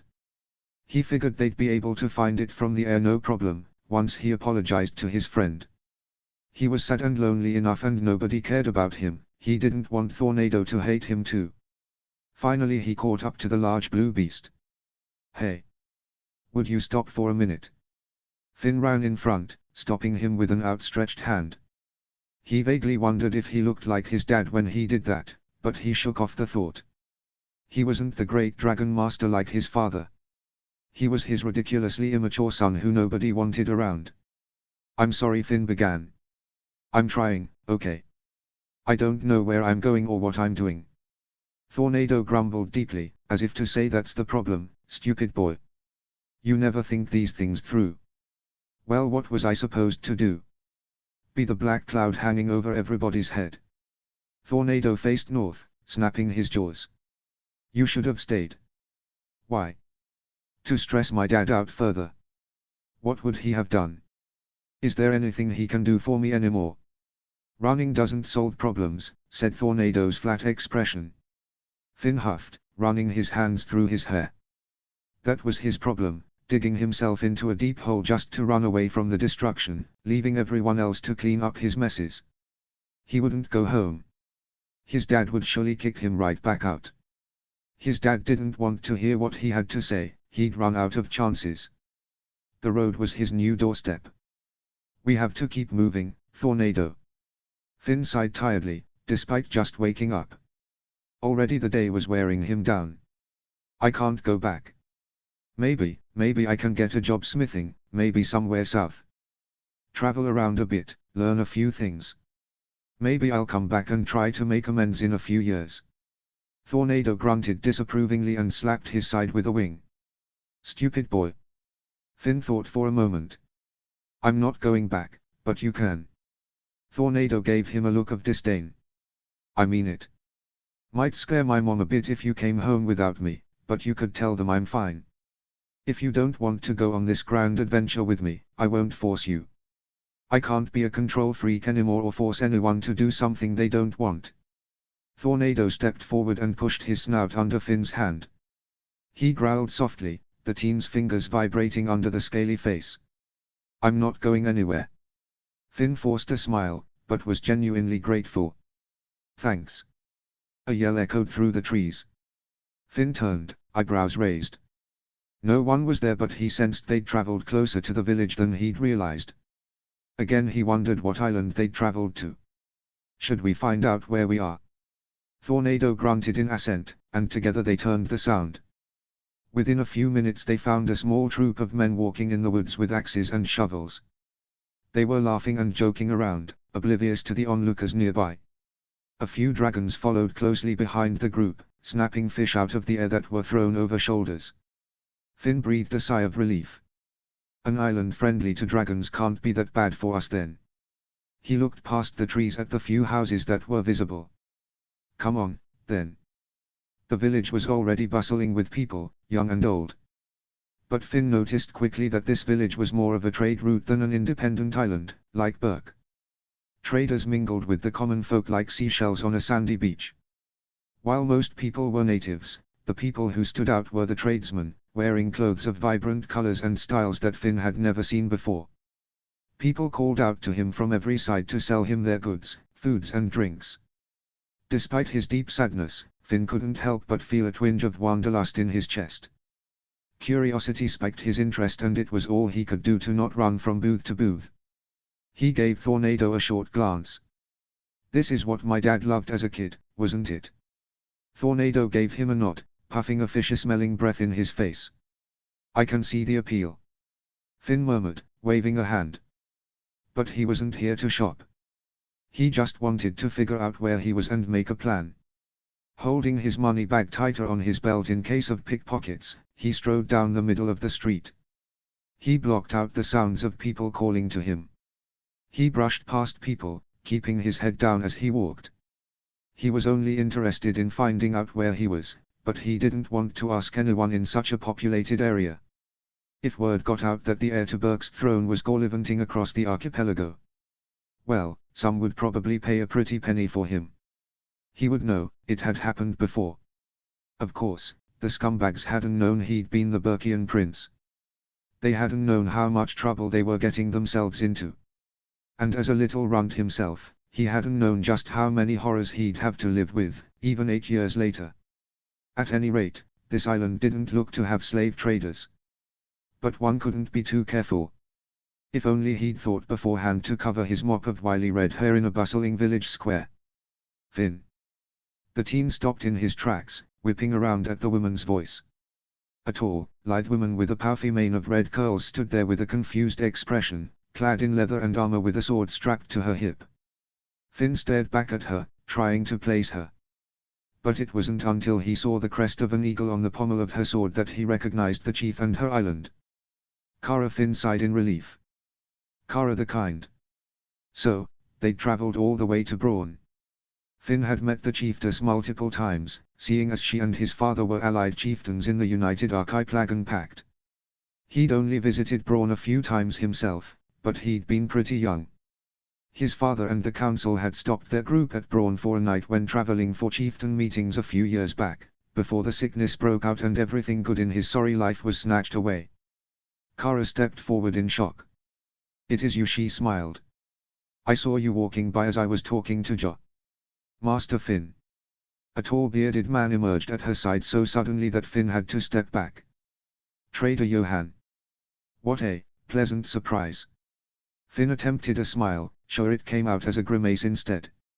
"Yes, well, I might say the same for you." The man shook Finn's hand enthusiastically. "I can't say I expected to see you so soon, since I'll be headed to Berk in a few days' time."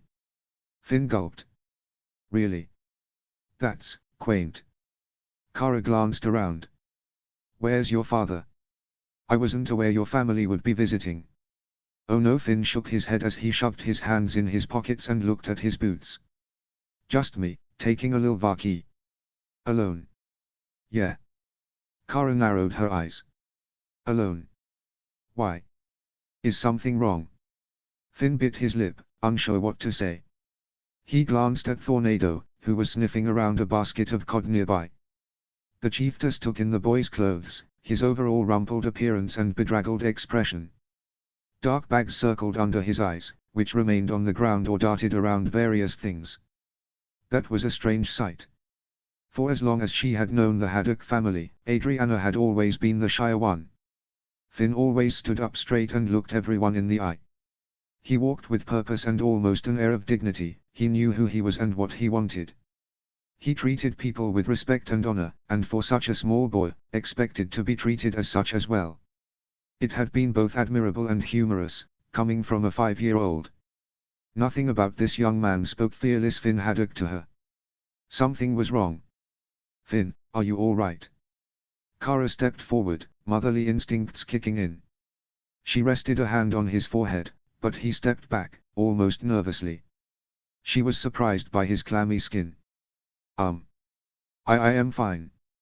"You don't look fine. Did something happen?" A spark of panic flashed across his face and he shakily exhaled. He knew he couldn't lie.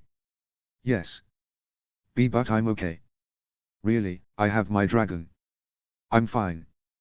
Kara looked at the strangely quiet Johan, watching the exchange with concern. "Are your parents all right? Your sister?" "As far as I know. They were when I left." "Why did you leave?" Irritation rose to the boy's face and Kara knew she was pushing it. An angry fearless Finn was never a good thing.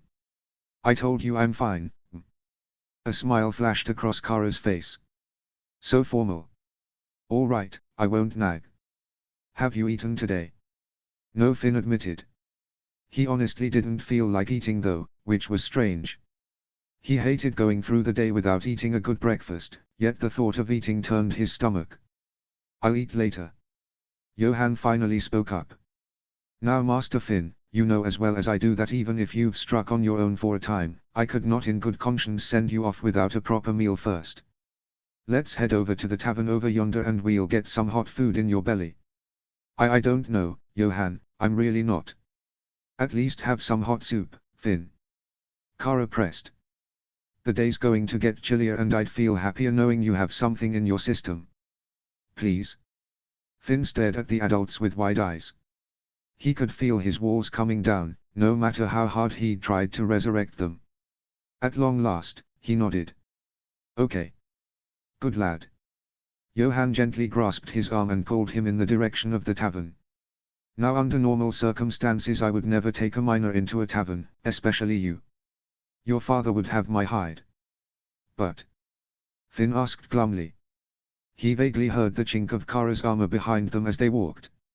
He almost wished she'd get called away by a random visitor, but of course nobody seemed to need the chiefess at the moment. "But this here is the best tavern this side of the northern archipelago and I bet you Odin's good eye that you've never had a proper stew than Mary's."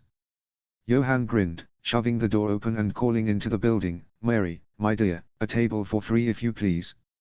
Finn ducked his head, again wishing for some kind of hat. He should have brought a hooded cape or something.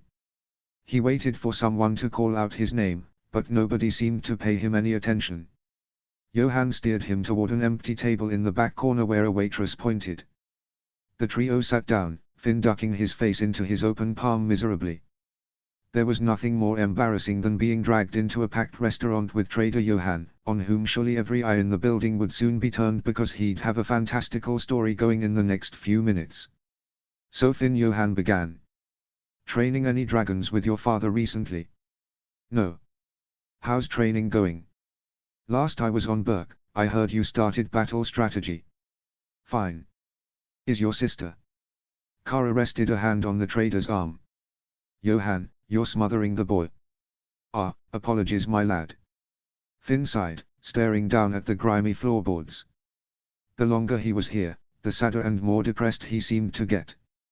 Laughter echoed off the walls, children giggled as their parents made flying dragons with full forks, aiming for hungry mouths. Everything around him screamed happiness, and he just wasn't feeling it.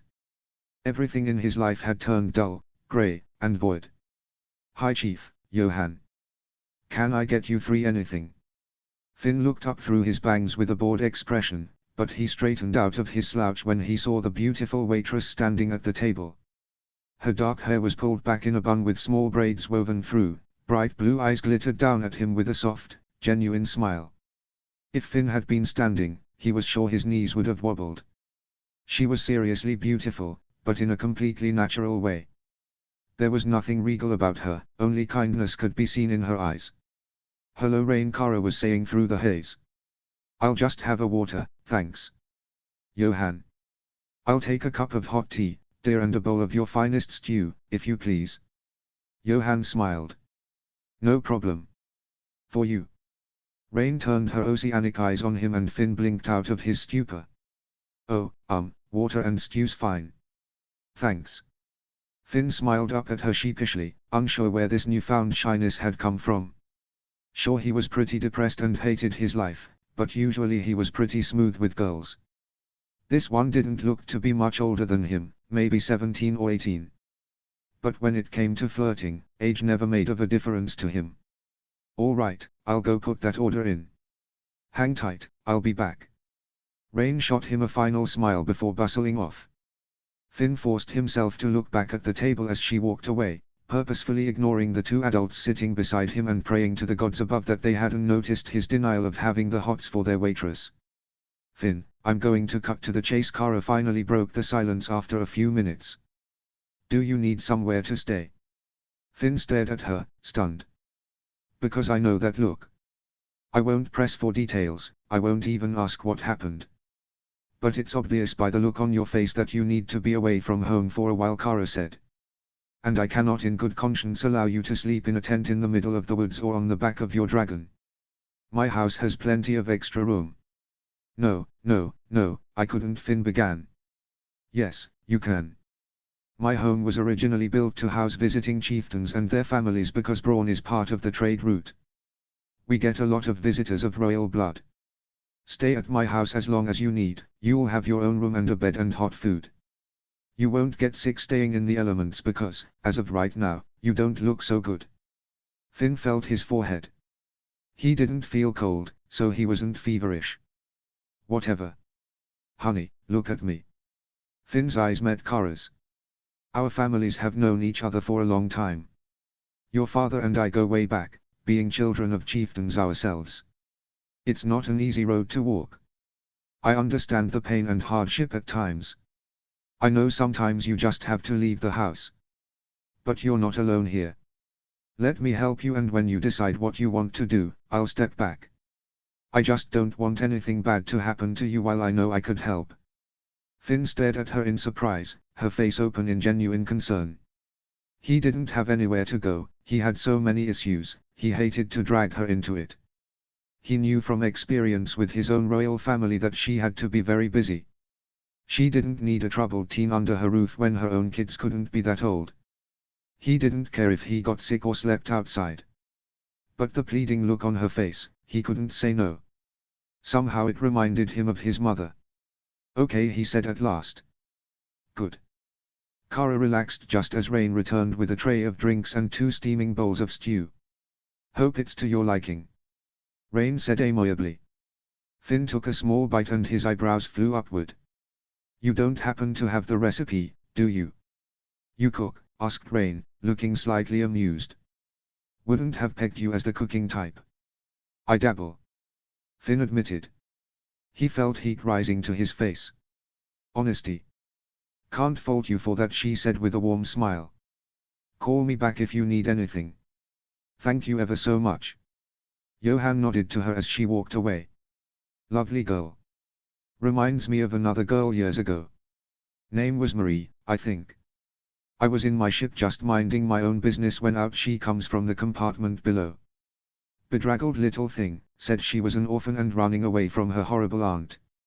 I sailed all over the archipelago before I found her a family right here on this island. Surely you remember. Oh yes. She just got engaged, I think. Kara said before turning to Finn. So how is Kale doing? No one here has heard from him since he moved to Berk. We all miss his parents though. They were wonderful people. Adjusted. Finn shrugged. Not much to say. Oh, okay. Kara turned to her food, leaving Finn to his thoughts. Was this really where he wanted to stay? How long would he live here? He tried to imagine himself with his own place here, maybe a wife and kids. The thought gave him a headache. He couldn't imagine living somewhere so small. He finished his stew and tuned out Johan's stories until someone, he didn't know who, asked Kara for some assistance. Kara bid him and Johan goodbye for the time being and instructed Johan to take the Haddock boy to her residence when they were done. Well, Master Finn, it seems it is up to me to transport you to your lodgings. Johan said cheerfully, placing a few coins on the table. He held up a hand when Finn got out his satchel. This is on me. Penance for not keeping a better eye on you all those years ago. Finn felt a pang. He had never blamed Johan for his misfortune, but he hated it being brought up. He had run away from the trader and gotten himself in that mess. If you will excuse me, Master Finn, I see one of my clients at the other table. I won't take long, but I must ask him a few questions before we go. Johan announced before bustling over to a large man sitting across the tavern, leaving Finn completely alone in the midst of strangers. Fearless Finn Haddock. Finn jumped and spun around to face Rain, who was eyeing him almost suspiciously. That's your name, isn't it? Rain brushed her hands off on her apron before extending one for him to shake. Everyone knows the hooligan heir is a big guy with freckles and lots of red hair. That's me. Finn grumbled. Though I go by Finn, no need to tag on the fearless label. Wasn't planning on it. Rain rested her hands on her hips. So what brings you here? It's a long story. Finn said dismissively. Lucky for you, my shift is over and I've got good ears. Rain gestured to the table.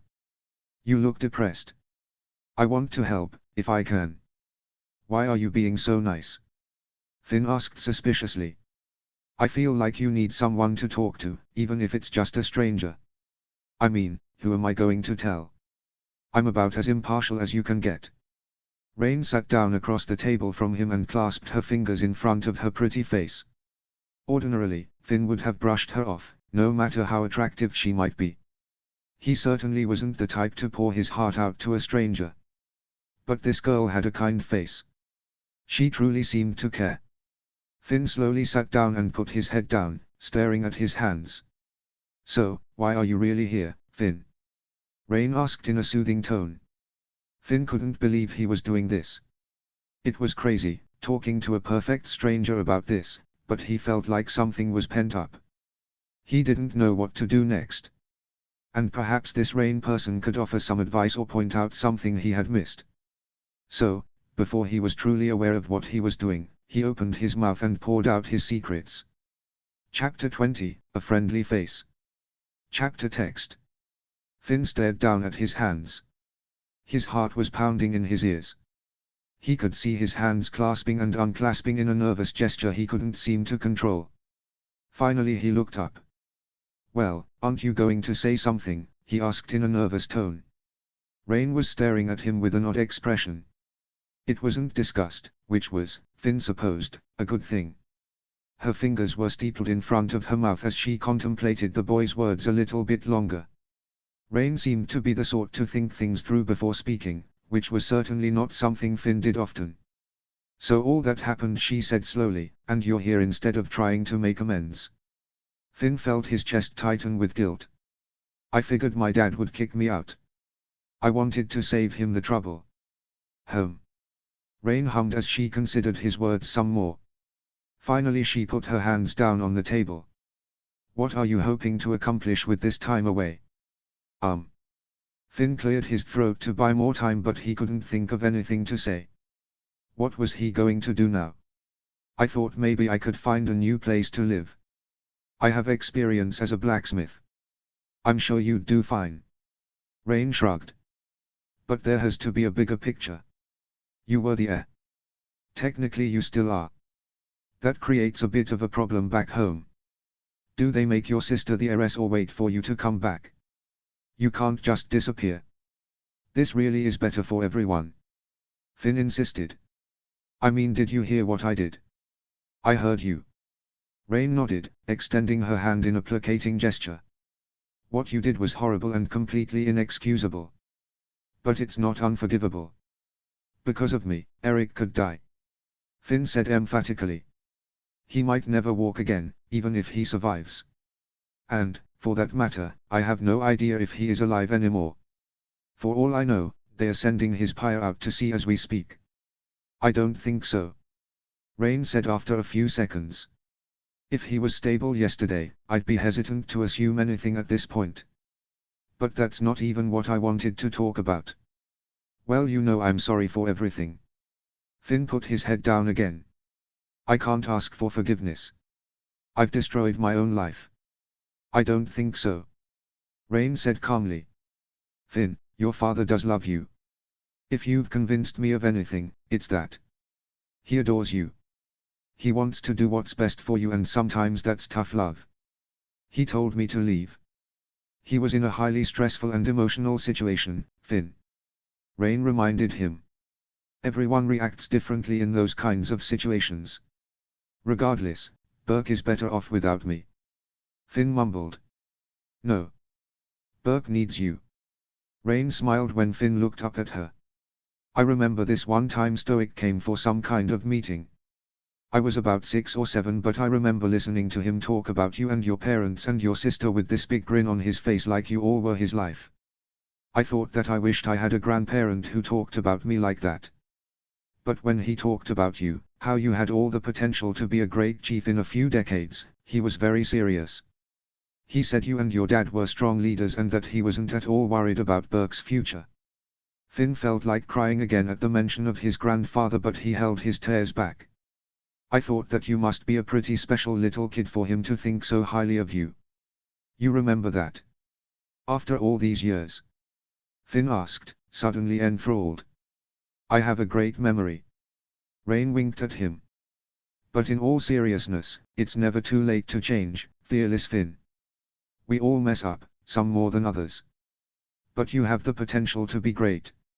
I know you do. And I want you to make amends. I think that distance is good, but while you're here, well, think about it. Let this be a breath of fresh air, you know. Yeah. Finn nodded, allowing himself to smile. It felt very uncomfortable. You're right. I'd love to chat more, but I have a few things to get to. Visit me any time, Mr. Finn. She winked at him again before standing up and walking out of the tavern. Finn watched her leave, his brow furrowed in deep thought. His heart was turning somersaults in his chest. He liked this girl a lot. She was kind, she was beautiful, she was mature. He'd never been attracted to women who weren't strong and fierce, but he simply couldn't get her out of his mind. Her poise, her demeanor, her forgiving nature, it was all quite tempting to say the least. He liked thinking about her instead of his own pain. Perhaps she was the light at the end of the tunnel, the one good thing in his life when all seemed hopeless. In that moment, Finn decided he would definitely be taking her up on her offer. He'd visit her any chance he got. Lara Larsson was not one for big emotional displays. She prided herself in her ability to remain calm in any situation and to avoid raising her voice whenever she could. She was a natural leader and she knew it. She was dedicated and hardworking. When she wanted something, she usually got it. She planned her life down to the last detail and allowed very little room for error or emergencies.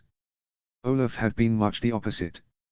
He had cried the first time he had held each of their children and often laughed and joked with them. He wasn't adverse to planning or organization, but he liked to keep his options open just in case something better came up. Lara had fallen in love with his cheerful disposition and attentiveness. She liked that he, unlike most men, had no problem with letting her run the household the way she wanted. He seemed to understand that she needed to be the leader and their dynamic had been perfect. It seemed darkly humorous that all these things she had loved about Olaf irritated her in regard to her youngest son. Maybe it was the fact that Eric was a complete surprise when she had already decided she was finished having children. Or maybe Eric and Olaf were different in ways she herself couldn't quite figure out. Her boy looked a bit like her late father-in-law, who she had never liked very much, but so did Olaf. Eric was an enigma she could never wrap her head around. And Lara didn't like sitting idly while thinking about the complexities of life and why things happened. She got things done and she did them well. Then Olaf was gone, leaving her with an emotional wreck of a teenage boy. A part of her was furious at her husband for doing this to her. She felt his death every time she looked at her son. How was she to cope with these intense emotions and still do what needed to be done? She had done her best, but Eric remained impossible to deal with as the days wore on. She thought about all these things as she made her way to the healer's house. Holding her head high, as she always did, she pushed her way into the house and was halfway across the room before Mara ambushed her. "I want to see my son," she said forcefully. "You can after you wash your hands." Mara pointed to a basin by the door. "I didn't know you'd be coming." "That's not so unusual." Lara washed her hands in the basin and wiped them on a towel. She then turned back to Mara. "Now, if I may, I would like to see my son." Mara led her to an area blocked off by a curtain. Lara saw Gustav sitting by Eric and toweling his forehead with cool cloths. "Mom." Gustav's eyes widened. "I didn't think you'd come." "Clearly." Lara sat down in a chair next to her oldest son. "How is he?" "Stable." Gustav replied. "I'm here for another hour and then Hiccup will take over. Mara sees he needs 24-hour care." "You can go." Lara told him. "I will take over until Tarin arrives." "Are you sure that's a good? I cared for all 5 of you whenever you were sick." Lara pointed to the door. "I can handle this. If there are any problems, I will notify Mara immediately." Okay." Gustav got up and handed her the cloth. "If you're sure." "Very. Go home to your kids, Gustav." Lara told him. Gustav left with no argument. This surprised Lara slightly, she'd been expecting more opposition. She turned to her son, who didn't move at all the entire time she was there. His steady breathing was a fairly soothing sound. Lara tended to prefer company, but for now, she liked the solitude. The Larsen matriarch stared into her youngest son's face as she toweled it. It might as well have been Olaf's face. Except for the mouth, she noticed. Her father's mouth had been shaped like that. Her mother had had dimples. Perhaps that was her only contribution